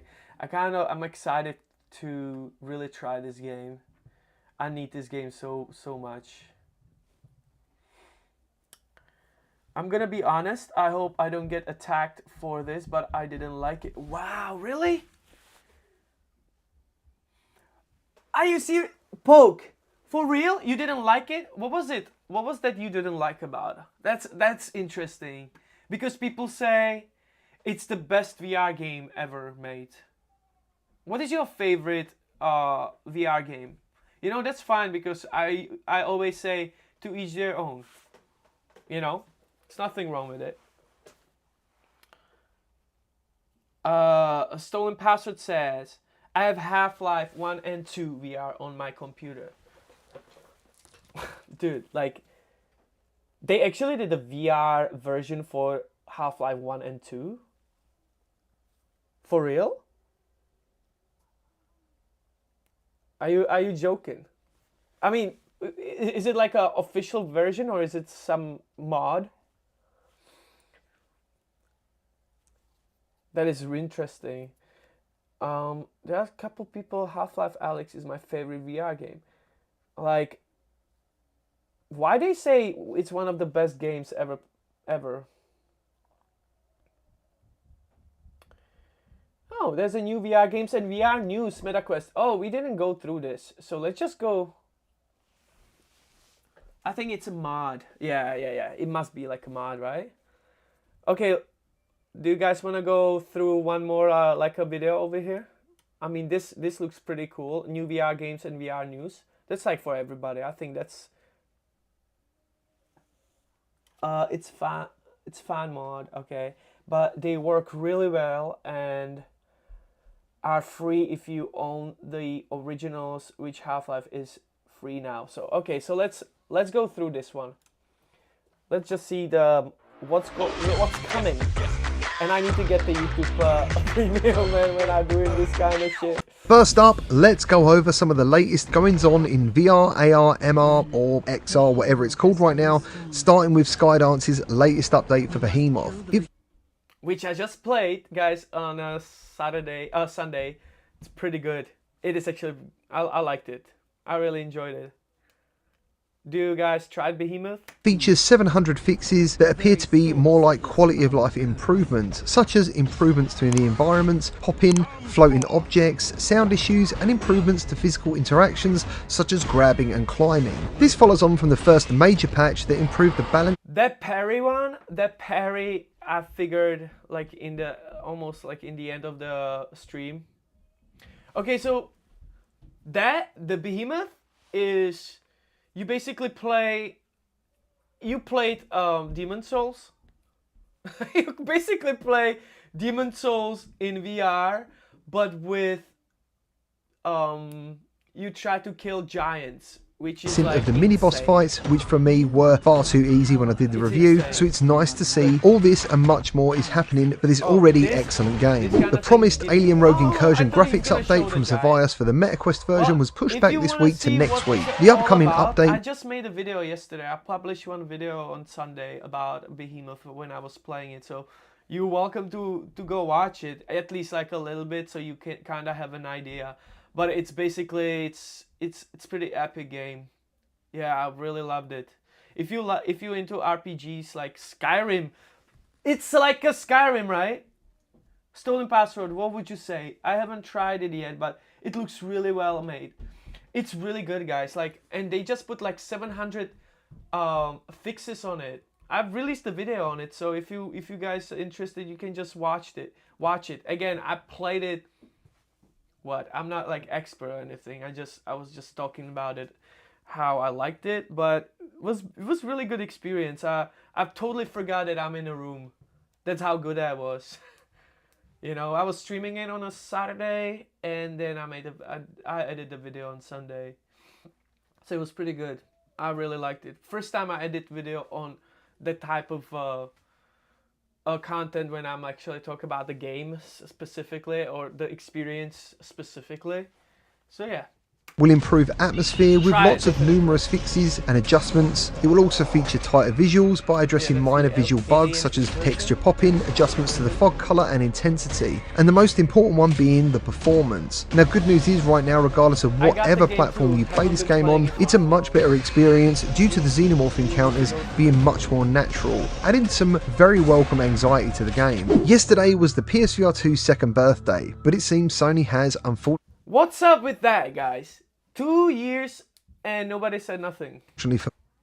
forgotten about it. But that didn't stop the VR community expressing their love for the VR headset and sharing tweet after tweet. Now personally I had zero expectations, but I will admit I did have a tiny glimmer of hope that something might happen. Yeah, exactly. I think Jamie here was mentioning it, like there was an opportunity to, I don't know, to introduce something like, hey, you know, oh, there's a Hitman game coming, right? So they might mention something, not just, you know, just a tweet from the official account, but instead the community put their best foot forward by sharing how much they love the headset online. Now I've spoken many times about the MetaQuest store being a bit of a mess after the merger of AppLab content. This content is unverified and not subject to any official Q&A, and these games are now... I need to find someone to play Demeo.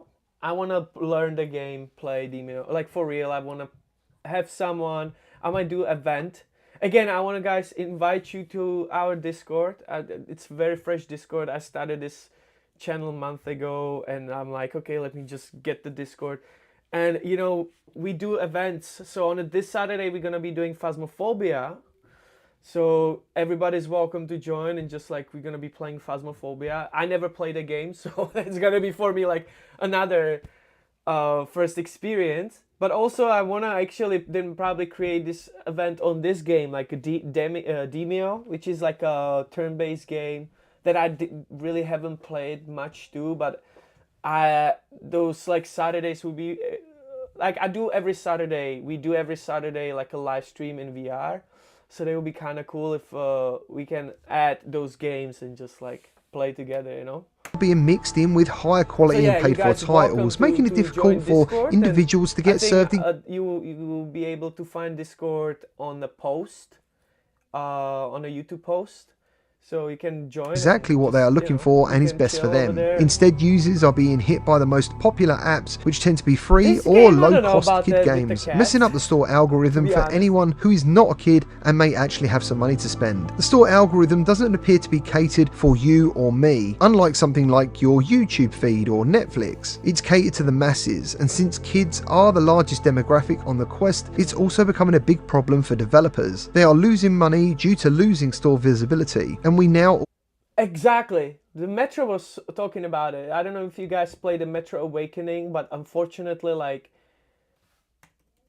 you see what he said? Catered for you or me, unlike something like your YouTube feed or Netflix. It's catered to the masses, and since kids are the largest demographic on the Quest, it's also becoming a big problem for developers. They are losing money due to losing store visibility, and we now also have Meta pushing funds towards Horizon content. Things are looking pretty bad for anyone actually looking for something good to play right now. The VR game showcase, hosted by big hair Jamie Feltham, is pushing funds towards Horizon content. Things are looking pretty bad for anyone actually looking for something good to play right now. The VR game 11th of March. Okay. Yeah, that's like, when is it? When is it? 11th of March.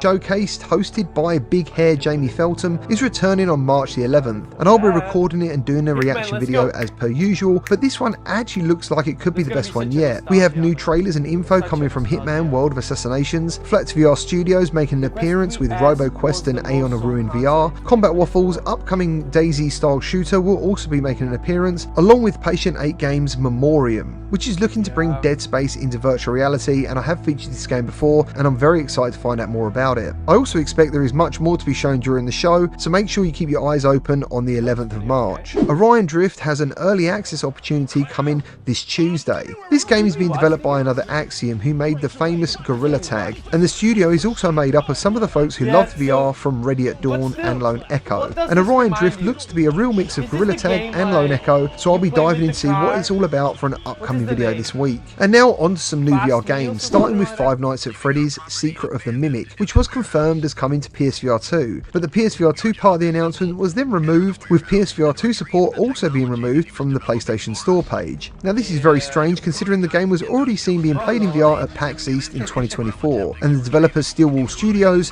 seem to be ignoring everyone's request for some clarity on the VR support situation, which is a real shame. Legendary developer Jeff Minter is back again to bring you yet another acid trip to your VR eyeballs with iRobot getting VR support for PSVR 2, which which clearly has nothing to do with the movie featuring Will Smith. I've personally no knowledge of this particular game, but if you have played this, let others know if we should be hyped for it or not. During the PlayStation showcase, Dreams of Another was shown, which turns destruction into creation, and after watching this trailer, I'm not actually sure whether it's something I want to play or not. You shoot things dressed as a man in pajamas using unique point cloud technology. The only reason I had any interest in this is because I can't even handle horror games on a flat screen.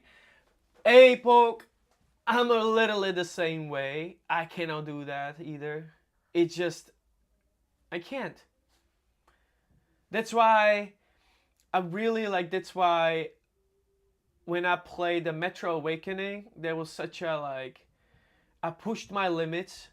I pushed my limits, and yeah, it's a good thing though. It's a good thing.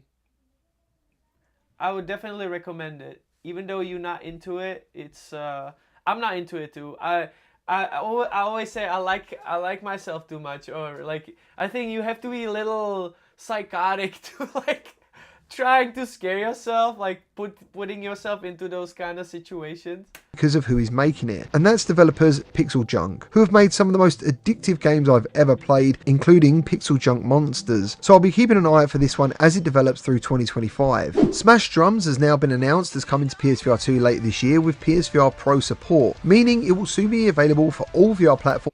Stolen Password say, I'm pretty jealous of Gran Turismo PSVR 2. I spent a lot of my time in Gran Turismo Sport on the original. It's the best! If I can tell you, if you ever get PlayStation, and I will literally rank this, like Gran Turismo, unfortunately I got it like the last game. Because I was waiting for the sale for so long.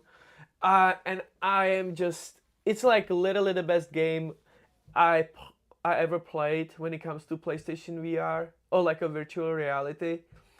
And I'm saying it because, not because the racing games are my like yeah, they're my favorite, but like it's never been like I would be obsessed of them or anything. I'm more like an RPG type guy. But what I really enjoyed is the immersion, and it's like I always, when I talk about, you know, I was talking about the meditation. So I like to meditate in a VR. I'm using the Trip, and it's been really good, right? But does it change your life? No, I don't think so, right? But like also, but it helps, right? It really helps to just like, I like it. I really do like it. I like that, you know, that you don't need to really, you just watch and you follow the breathing or whatever. It's really cool. It's really cool. The guided meditation is really cool. But if I would do it, would I recommend the Trip? Probably. Like, if you would be,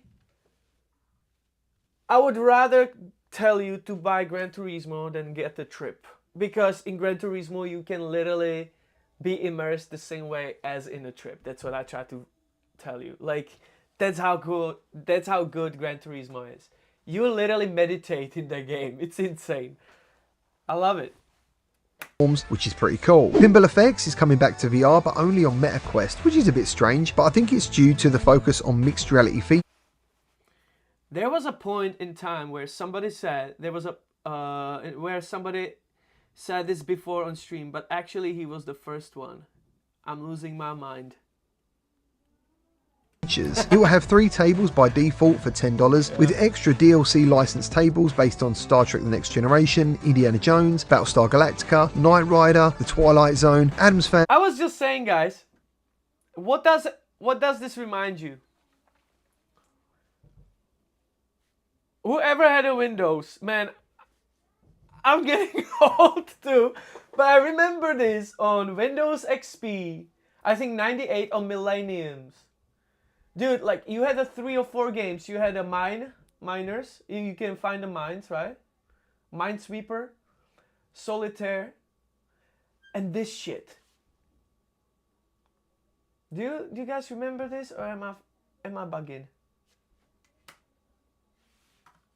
Knight Rider, The Twilight Zone, Addams Family, and much more. And also, thanks to my Discord, I found this awesome Bluetooth pinball controller, which looks extremely cool, but it's currently only in Kickstarter. Right? I'll leave a link to the Kickstarter. It is a space ball, right?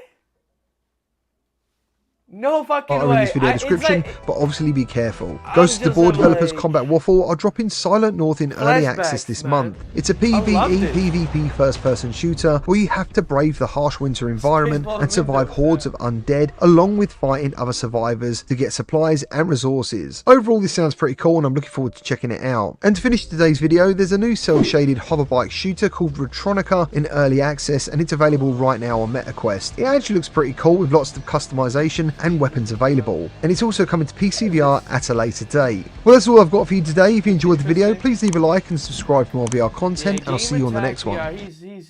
My team used to spend... The guy's awesome.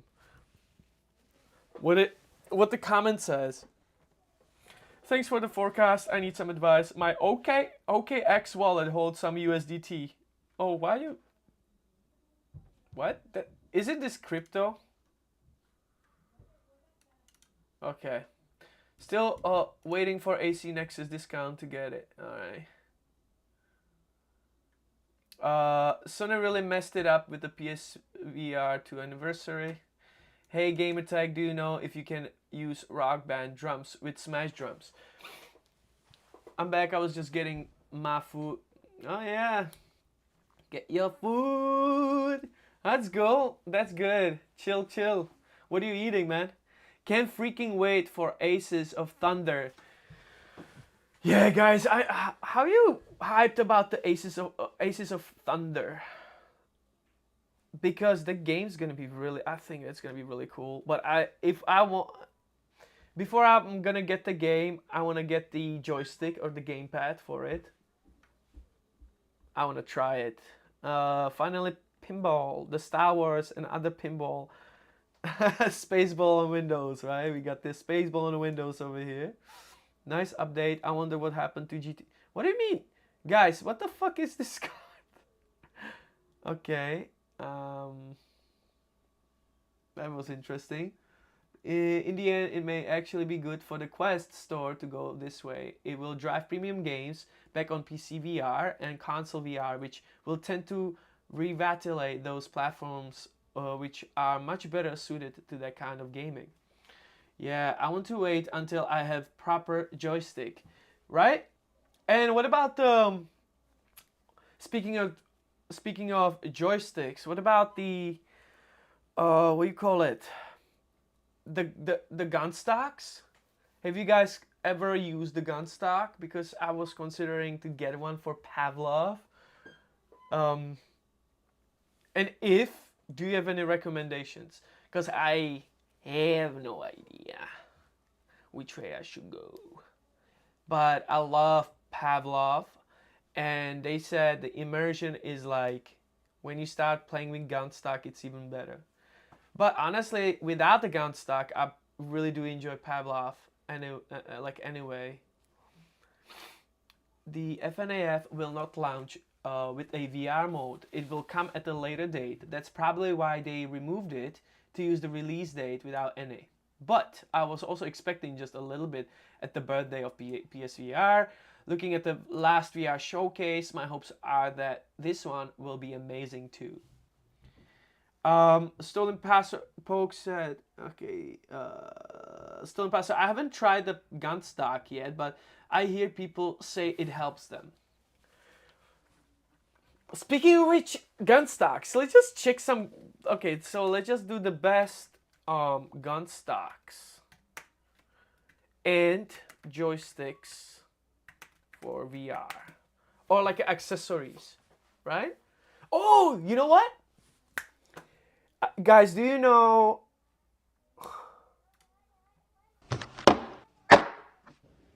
Okay. What is this Quest? This is Quest? That looks crazy. This guy looks crazy.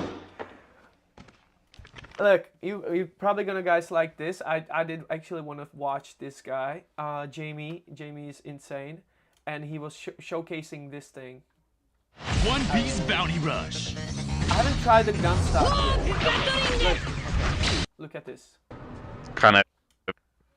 With Google Workspace, apps like Docs, Drive, Gmail, and Meet are connected and in one place, so your whole team can make updates and stay.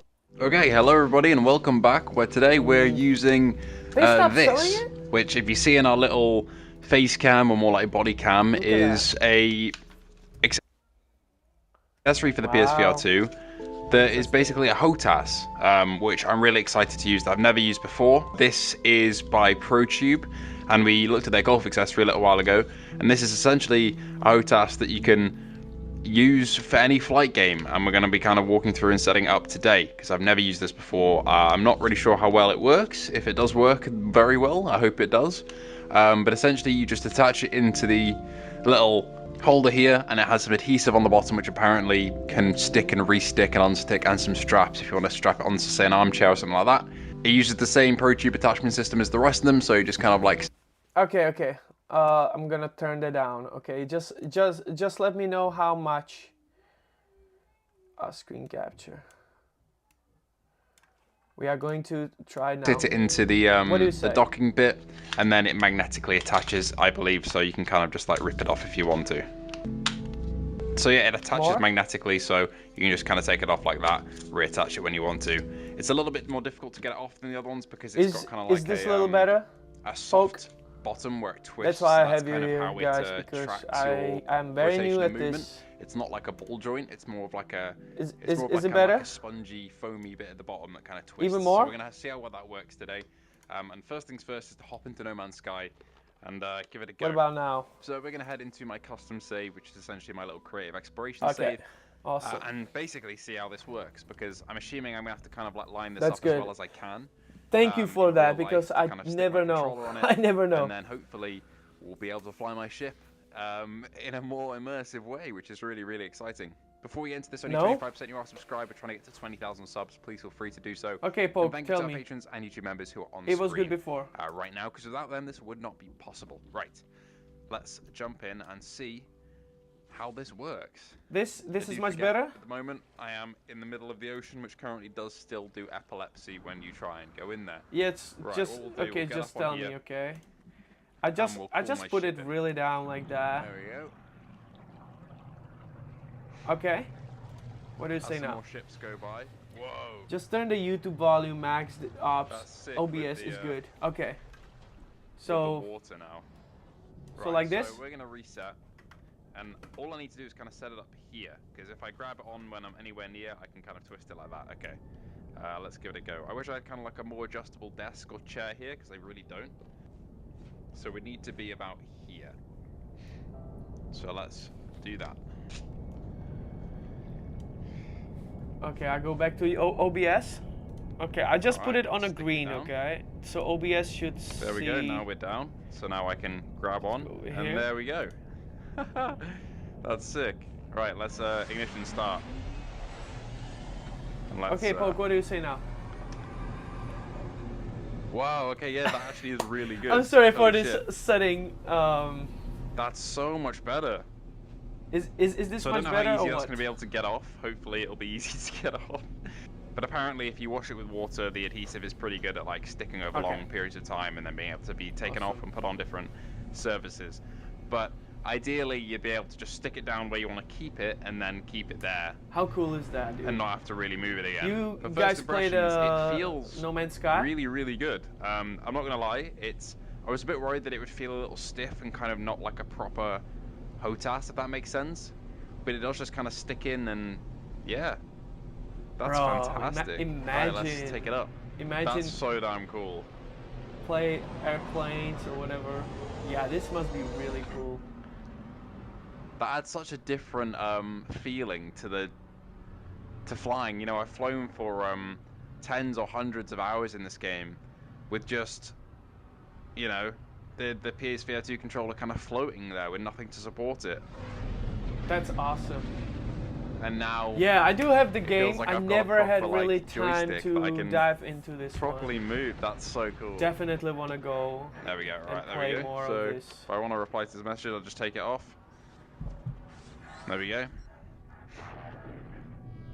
I don't want to inspect the freighter, so I'll go. I guess I'll reattach this. Oh, so you have to always reattach it. Okay. And now we're away again.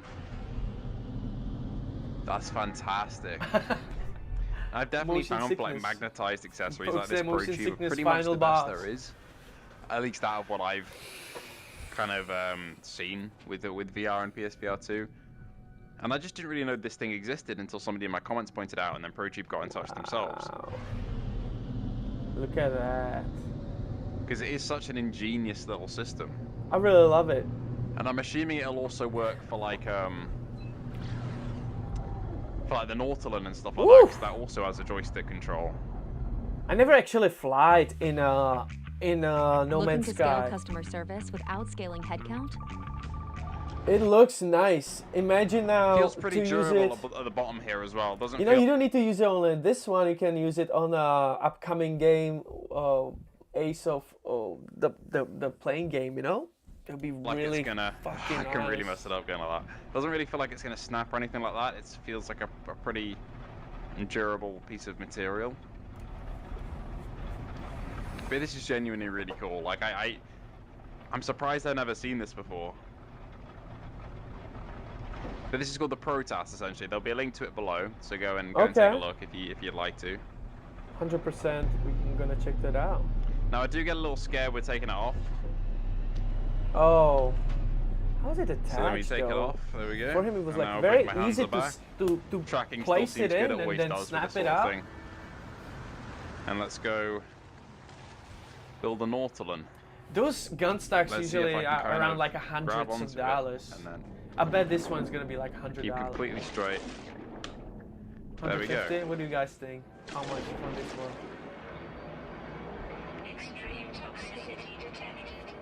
So despite this Stone- water being Stone really Pastor shallow, said, which I've been didn't enjoying flying plan on in it being, Elite Dangerous in VR. it works Oh, well with the yeah? Nautilus as well. I just wish water wasn't Elite completely Dangerous. busted like it is whenever you go Never slightly saw above a it. certain depth. To be honest. So there you go. That's like a Works with the airplane Nautilus too. Lovely airplane game or And if you want to dive, push it down. If you want to go up, pull it up. Give it a bit of a stress test, go from Dude, each it extreme looks to good. the other. But honestly seems fine. incredible. Yeah, the part where it definitely works the best is the ship. It works in the Nautilus, but it's a little bit off-center compared to the ship, but I guess you could fix that by moving it again. Oh, so he has a little issue with And that. it'll depend on your ship's Stone kind of Pastor like said Elite is cockpit the as well. Like original mine is spaceship flying game from like very specifically the like this, whereas other DOS ships will be days, different. huh? You'll have to move the base of this to a different location. What? But And I wait, think and Ace they of did. Thunder, this is going to be great because if there's stuff around Wait, the you're cockpit, talking about you the can, like, open like mid-flight. the rocket that you Or some just like buttons you can shooting and you press. just go from it's And like then- 2D thing. Then it'll give you the go freedom from to left kind to of right. take the That's controller it. off and push That's anything, all you do. and then come back to your controller. That is genuinely just like really premium feeling. The magnets are pretty tough to get off because they're quite strong, but like if you get the knack for kind of Before twisting the right way, this, as long we're as the gonna check controller's that, tightened and up in there then- enough, then it's pretty easy to do. And if you've got any other experience with ProTube products, then this is exactly the same kind of build quality, exact same materials and feel, which is good, you know. Yeah, so this That's looks properly pretty banked solid, around, guys. like, It that was is- like we want to check. That's what you're talking about? Elite Dangerous.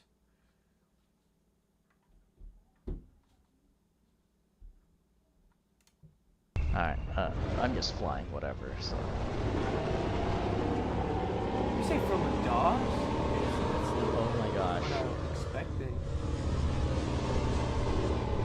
That is ridiculous. Oh boy. What? No way. Oh my, oh my, oh my, oh my. I don't even know. I don't have the words. I really don't have the words. Oh, he's nor done. do I He's done. have the ability to fly the ship correctly. Alright, landing gear down. If I can find it. Where's my landing gear? Oh, there it is.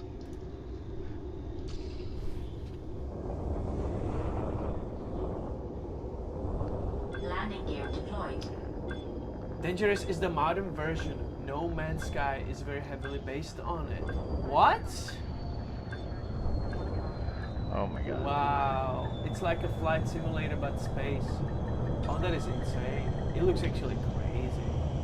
Alright, Look at that. I'm just flying Oh, whatever. 50 euro.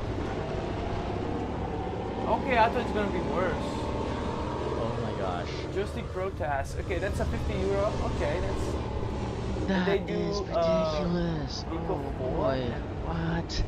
No way. Oh my. Oh my. Oh my. Oh my. I don't even know. I don't have the words. I really don't have the words. Nor Yeah, do I it's have not bad. the ability to I think, you fly the know, ship. 50 bucks and then you got the Alright, landing gear down. PCO. I never. If I can find it. Where's my landing gear? One. Oh, there it is. Interesting.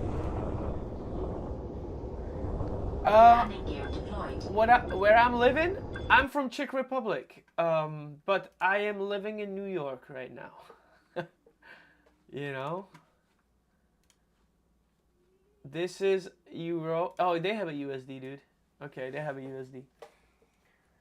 Super budget VR headset, somebody told me, yeah? Pico 4. I never saw that one. Pico 4. Like, guys, I'm literally just learning about this as we go. This is kind of cool that we can actually go through this. Oh, they even do like a... They do like even a comparison. Oh. Wow.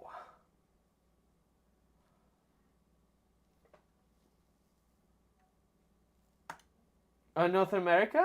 No there way. already are a few Quest 3 versus So Pico 4 like comparisons on YouTube, but some of the questions I had when Let's I see. was trying to decide between them were left unanswered. So here are my thoughts on how these headsets compare. Before I get to my subjective opinions and experiences, here are some slightly more objective facts. The Quest 3 is more expensive, but if you're in North America, it's much easier to get hold of. The Pico was never released in North America, so you'll have to import it or find a used one. I found one in mint condition for less than $200 US. The Quest 3 has more native games and apps, as well as a more powerful chip to run them. The Quest 3 boots up faster than the Pico 4, and the OS feels a bit more snappy. The Quest 3 has stereo pass-through, whereas the Pico 4 has mono. The image quality of the pass-through is a bit better on the Quest 3. In real life, both look quite grainy and low in detail, but the Quest 3 looks a bit nicer most of the time. However, it can get a bit more warpy than the Pico, and sometimes it has really serious issues, which I'll get to in a minute. Both have pancake lenses, but the Quest 3's lenses are significantly better than the Pico 4. Pancake lenses. It was too difficult for me to capture it on camera, but the Quest 3's lenses have literal edge-to-edge clarity, whereas the Pico 4's have a sweet spot, with edges being quite blurred. But it's still a massive leap forward from the Quest 2. The Quest 3's lens... Yeah, DeepSeek versus ChatGPT. I had to go back to my ChatGPT, to be honest. Oh, you think so? This is a... have less glare. There is a bit more glare on the Pico. I thought that green circle was a bit of dust in the lens, but it's visible through the other lens too, you so say it's like not that. DeepSeek. I can't see it at all with my own eyes though. And again, things look a lot better in real life than I can show by holding an action camera up to the lens. The Pico 4 has better binocular overlap. When I first got the Quest 3, it felt weird being able to see the black rings over the inner part of the view, but I got used to it very quickly, and now I don't notice it. Unfortunately, it means that 3D content doesn't look as three-dimensional as on the Pico 4, at least for me. When I watch a 3D film on the Pico and then switch to the same film on the Quest 3, it almost looks 2D. The Quest 3 has the best lenses of any headset I've ever used. Do you think watching films on the... Do you really think that's AI? This video is AI? Dude, this is crazy. I can't even tell anymore. Are you sure, Poke? Okay, let's just see post and no, let's just see videos and oldest. No, look, 9 years ago. He was...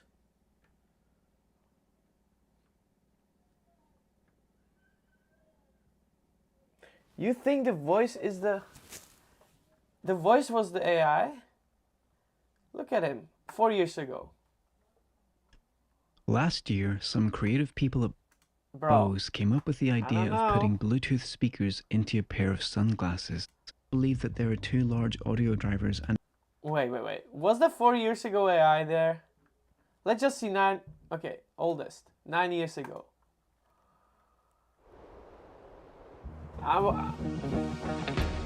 Let's see.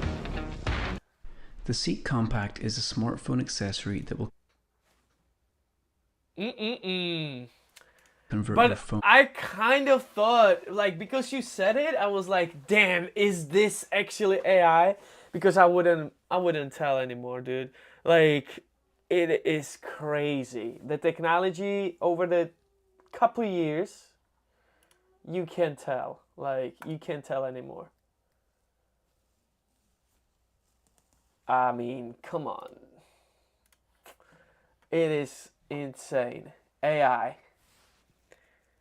It sounds like AI, right? Into a thermal imaging camera. Before this and the FLIR 1 came on the market, the only way you could get access to technology like this was if you're willing to spend well over $1,000. He does have a kind of unnatural voice, you know, because he does this kind of raspy voice and just talking like this way, you know, so that might be it. It sounds like that, you know, so I don't know. It's like his voice is so consistent, yeah, because he just, yeah, it's so true. Dudes, this is fun. It is actually fun. Do you guys have anything you want to go through? Any like interesting thing? Because we went through like a lot already. It was kind of crazy already. I'm actually so glad that you guys hang out over here. Got a new people coming. Finally, it's really good, man. I'm really appreciate you. Again, we should play something together. Alright, guys, if you ever have like a Saturdays, again, every Saturday we do live streams, or we try. What I'm trying to bring people in and just like really just you know, interact and play games like VR games together, you know. There are more than, like, again, Phasmophobia is this Saturday. There are already 2 guys that they want to join, so I don't know the servers, how big servers are, or how many people can play at the same time. You wouldn't actually, Poke, you wouldn't like Phasmophobia since you hate horrors. Yeah,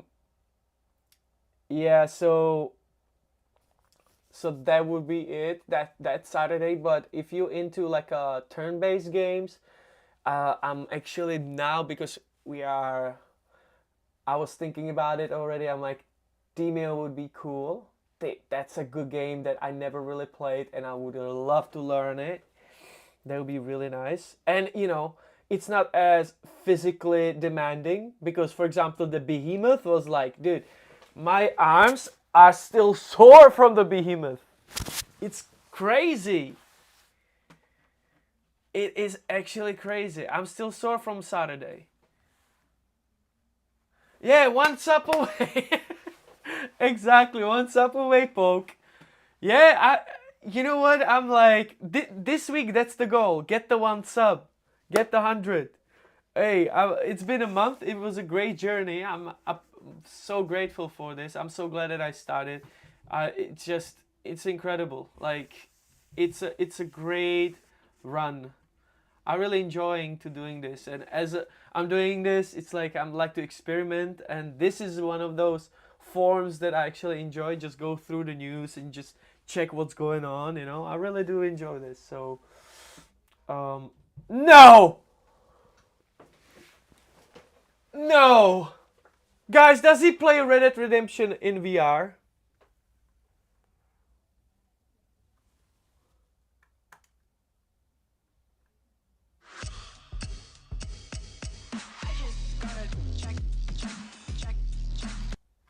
This is why I need a PC, dude. This is why I need a PC. There's no fucking way he played.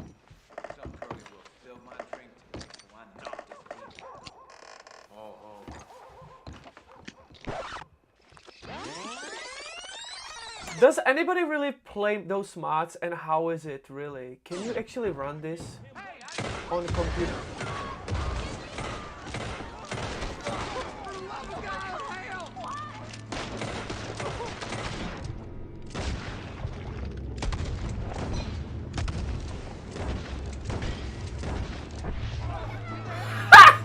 Fucking Red Redemption in VR? Bro, I am...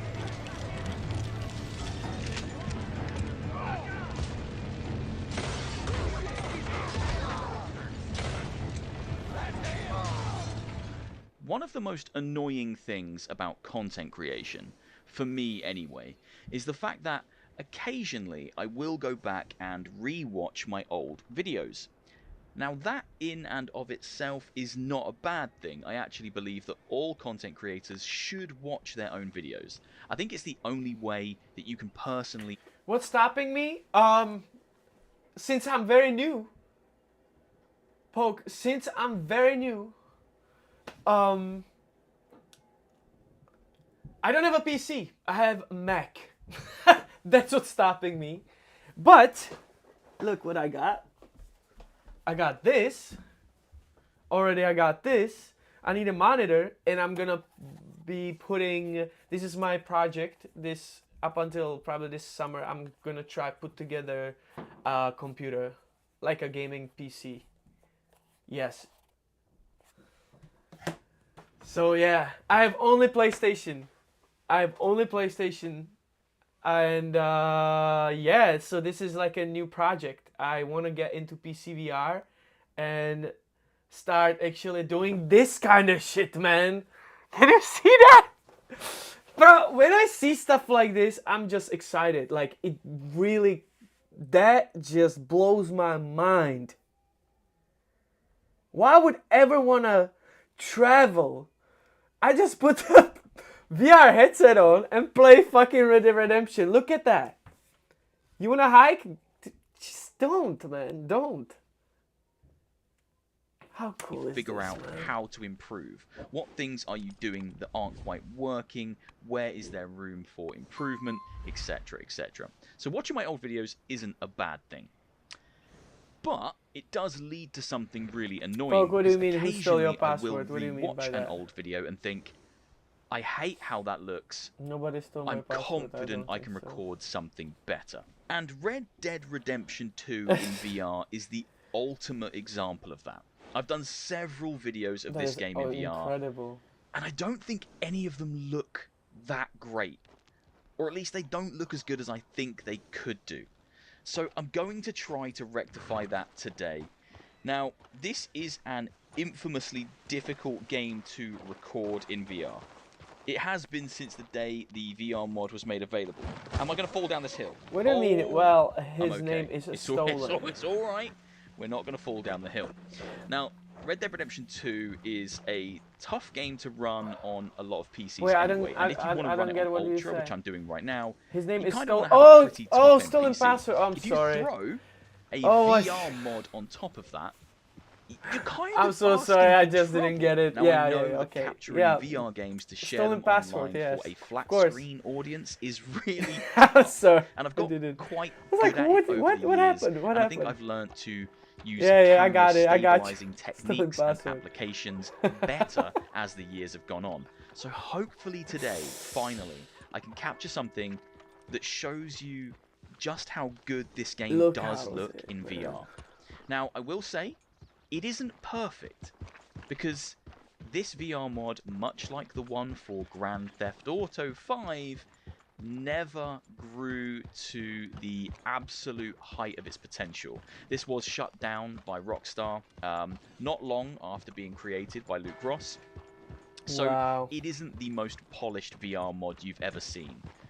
But it still allows us to inhabit and explore the incredibly immersive world of Red Dead Redemption 2 in full VR. Without motion controls. That is a big caveat. I am playing on a controller today, but everything I'm seeing right now is fully rendered. Pokey, what do you mean? Guys, who wants to join the No Gaming Challenge from February 29th to February 31st? What do you mean by that? No gaming. If you don't get the joke, February only has...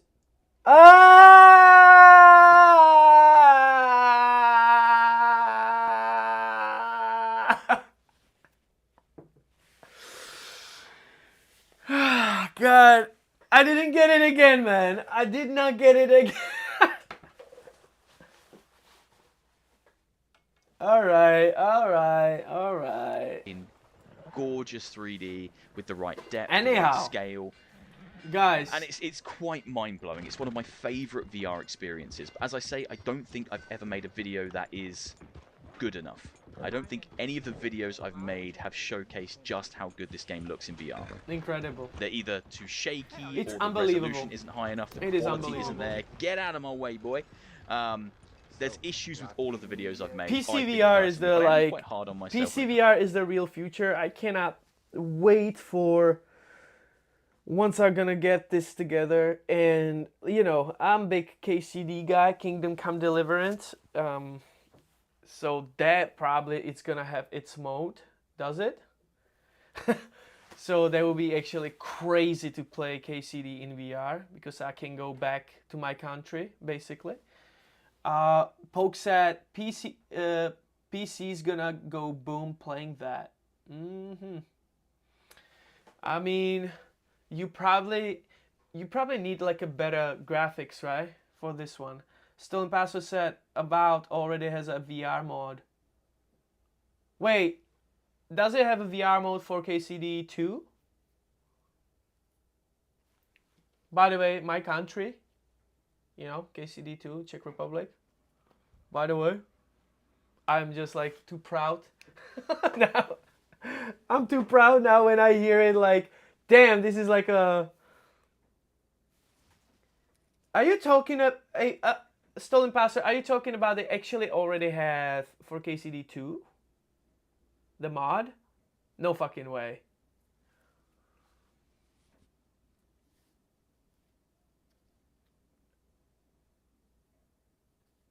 I am just now, like, I'm waiting for the answer because that would be insane.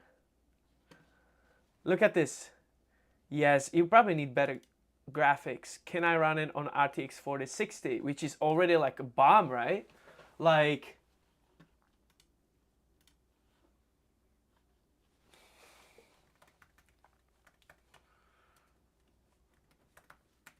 Oh, wait a second.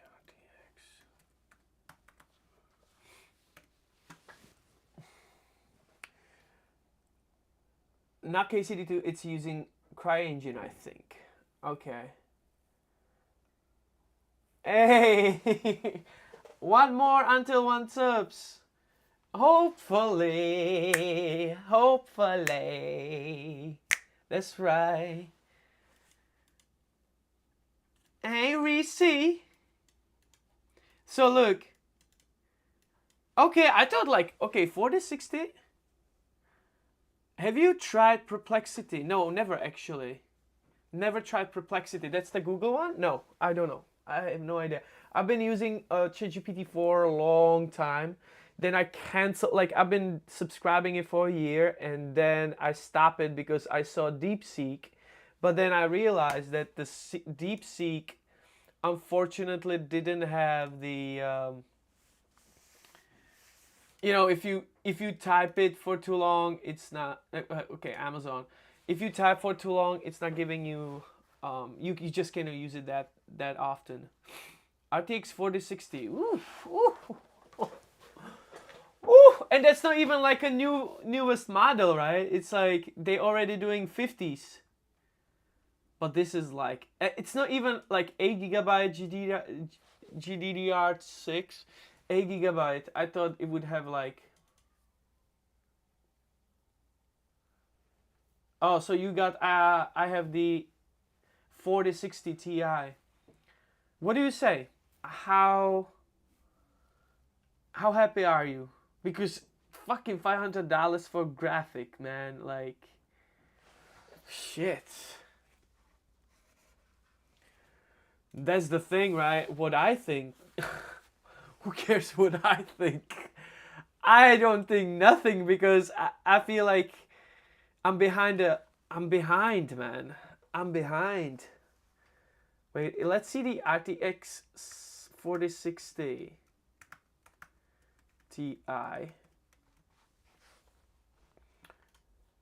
Okay, so you see it got all the same as the 80 gigs. Yeah, I would actually look for something like that. How do you like this Stolen Password?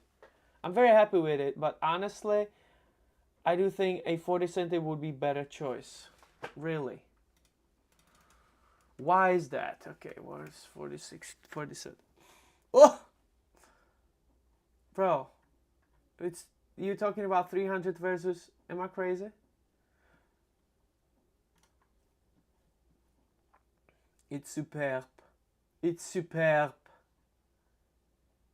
Yeah, because it's 12 gigs, right? That's what I like to see. 3060. Man, I've been using PlayStation 5 graphics card. So I like, you know what I'm saying? Like, those are beasts. But that's what I like to see, like 12 gigabyte 12 gigabyte RAM size. Yeah, that's beautiful. But what's the price of this one? 3060. Let's just, okay, you guys, we are talking about the graphics cards.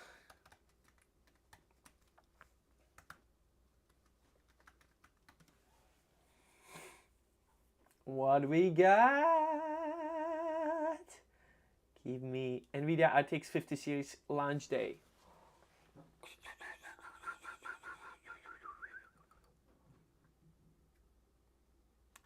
Oh, those are mobiles? Mobiles? Sherry lady, going through emotion, love is... RTX 5090, RTX 5080, 4090. Oh shit.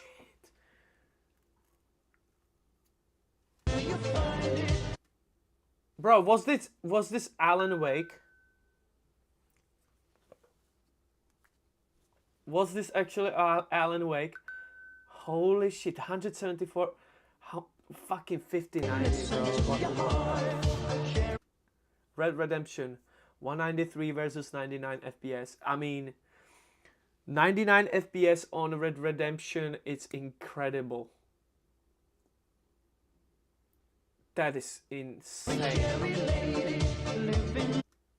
Oh my god, dude. Oh, this is Witcher? Is this a Witcher? That's not a Witcher, right? 5070, it's the gray deal. Stop it. What is the gray deal?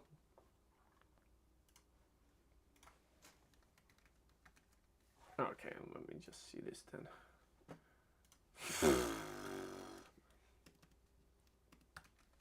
Ah, come on. I can't even write anymore. Oh, type. 4070s, 4060s, 5080s, 16 gig. Fucking hell. Why is it?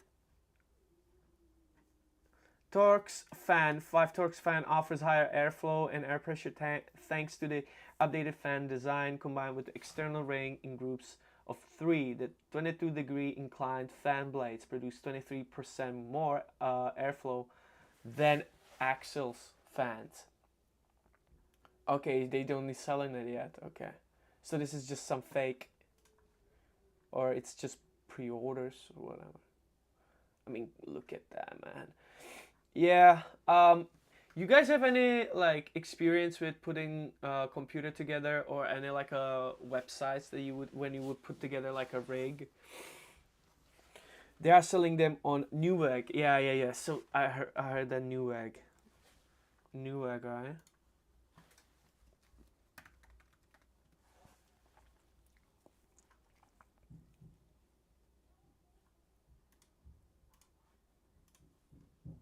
Yeah.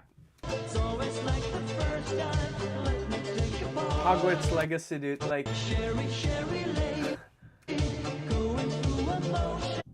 Wait.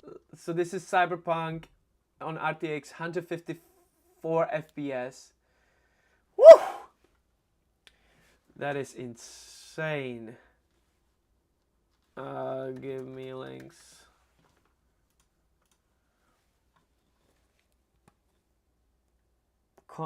Control 19. Yeah, I should just type. Yeah, I should just type it in, right? Hey man, I've been using ChatGPT for everything. I barely use Google. All right, 4060. Those are 40s.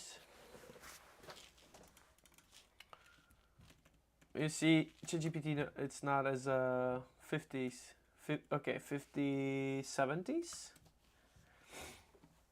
And the 70s GS 60. Fucking $800, huh? Wow, man. Wow. Wow, man. Okay, so let's just see this one. Out of stock. No, man. I don't bother. Fucking hell, what is that? What is this number? What does it even mean, man?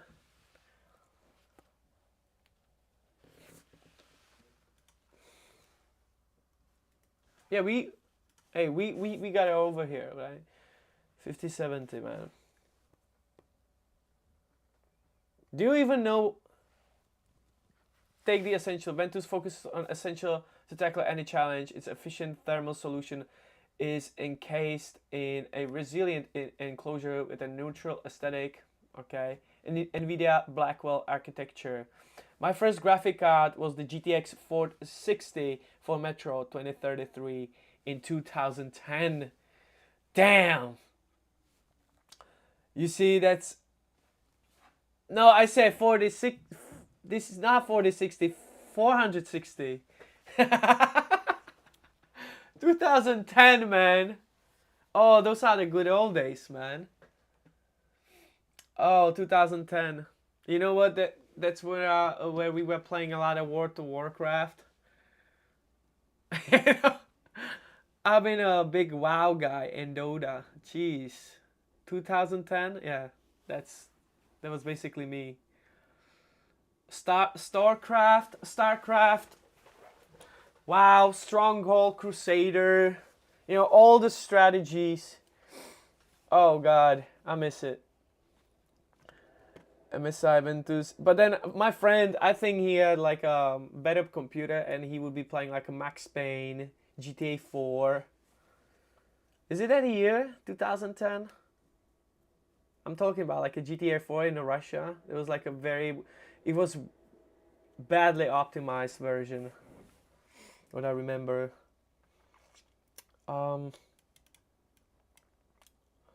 Yeah, man, this is like, I can't believe that they already doing the 50s.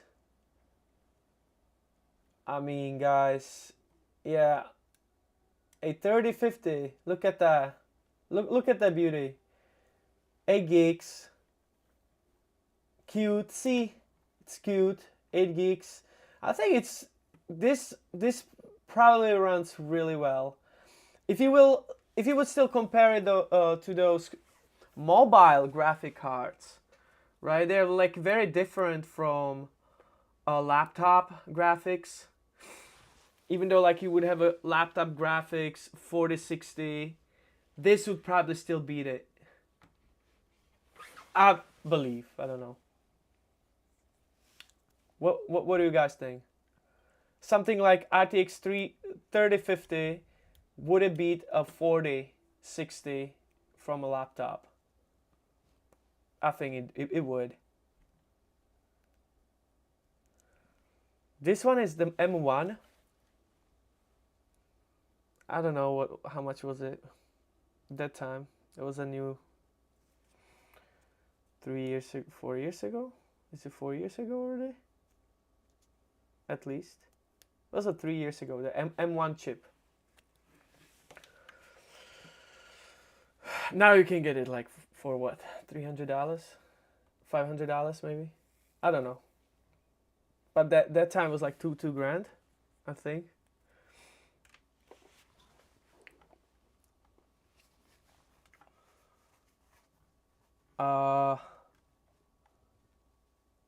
Yeah, which I would rather have a PC. You know? Yeah, it's nice. Well, guys, let's just, what do you say? If we just wrap this up, I'm really appreciate you all guys join. Yeah, Sherry's, how much was it? She said lies.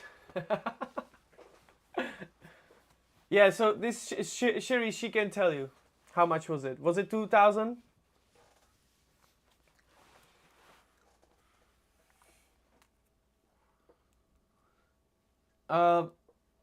Keep streaming till 100 subs. Oh my god, so I'm gonna be here like till the tonight. Exactly. Hey, it's fine, man. Like, we're gonna try. We're gonna try push. We're gonna try the 100. I'm really glad that you guys wish me hundreds. They will be really cool. This week, hey, we're gonna start experimenting with some shorts. So this week is like my first short, so I'm gonna try to make some short. And, you know, let's see.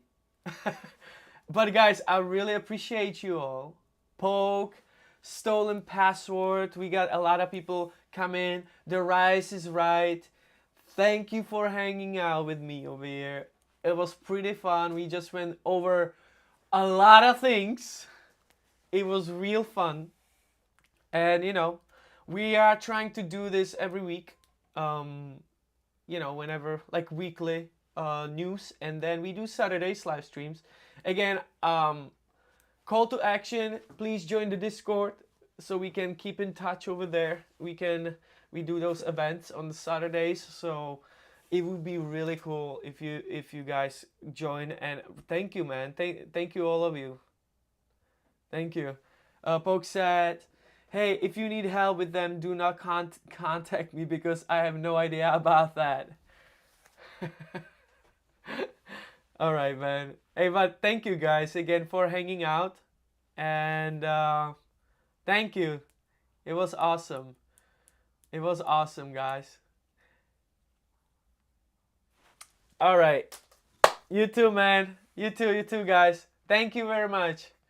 That was fun. All right. Love y'all.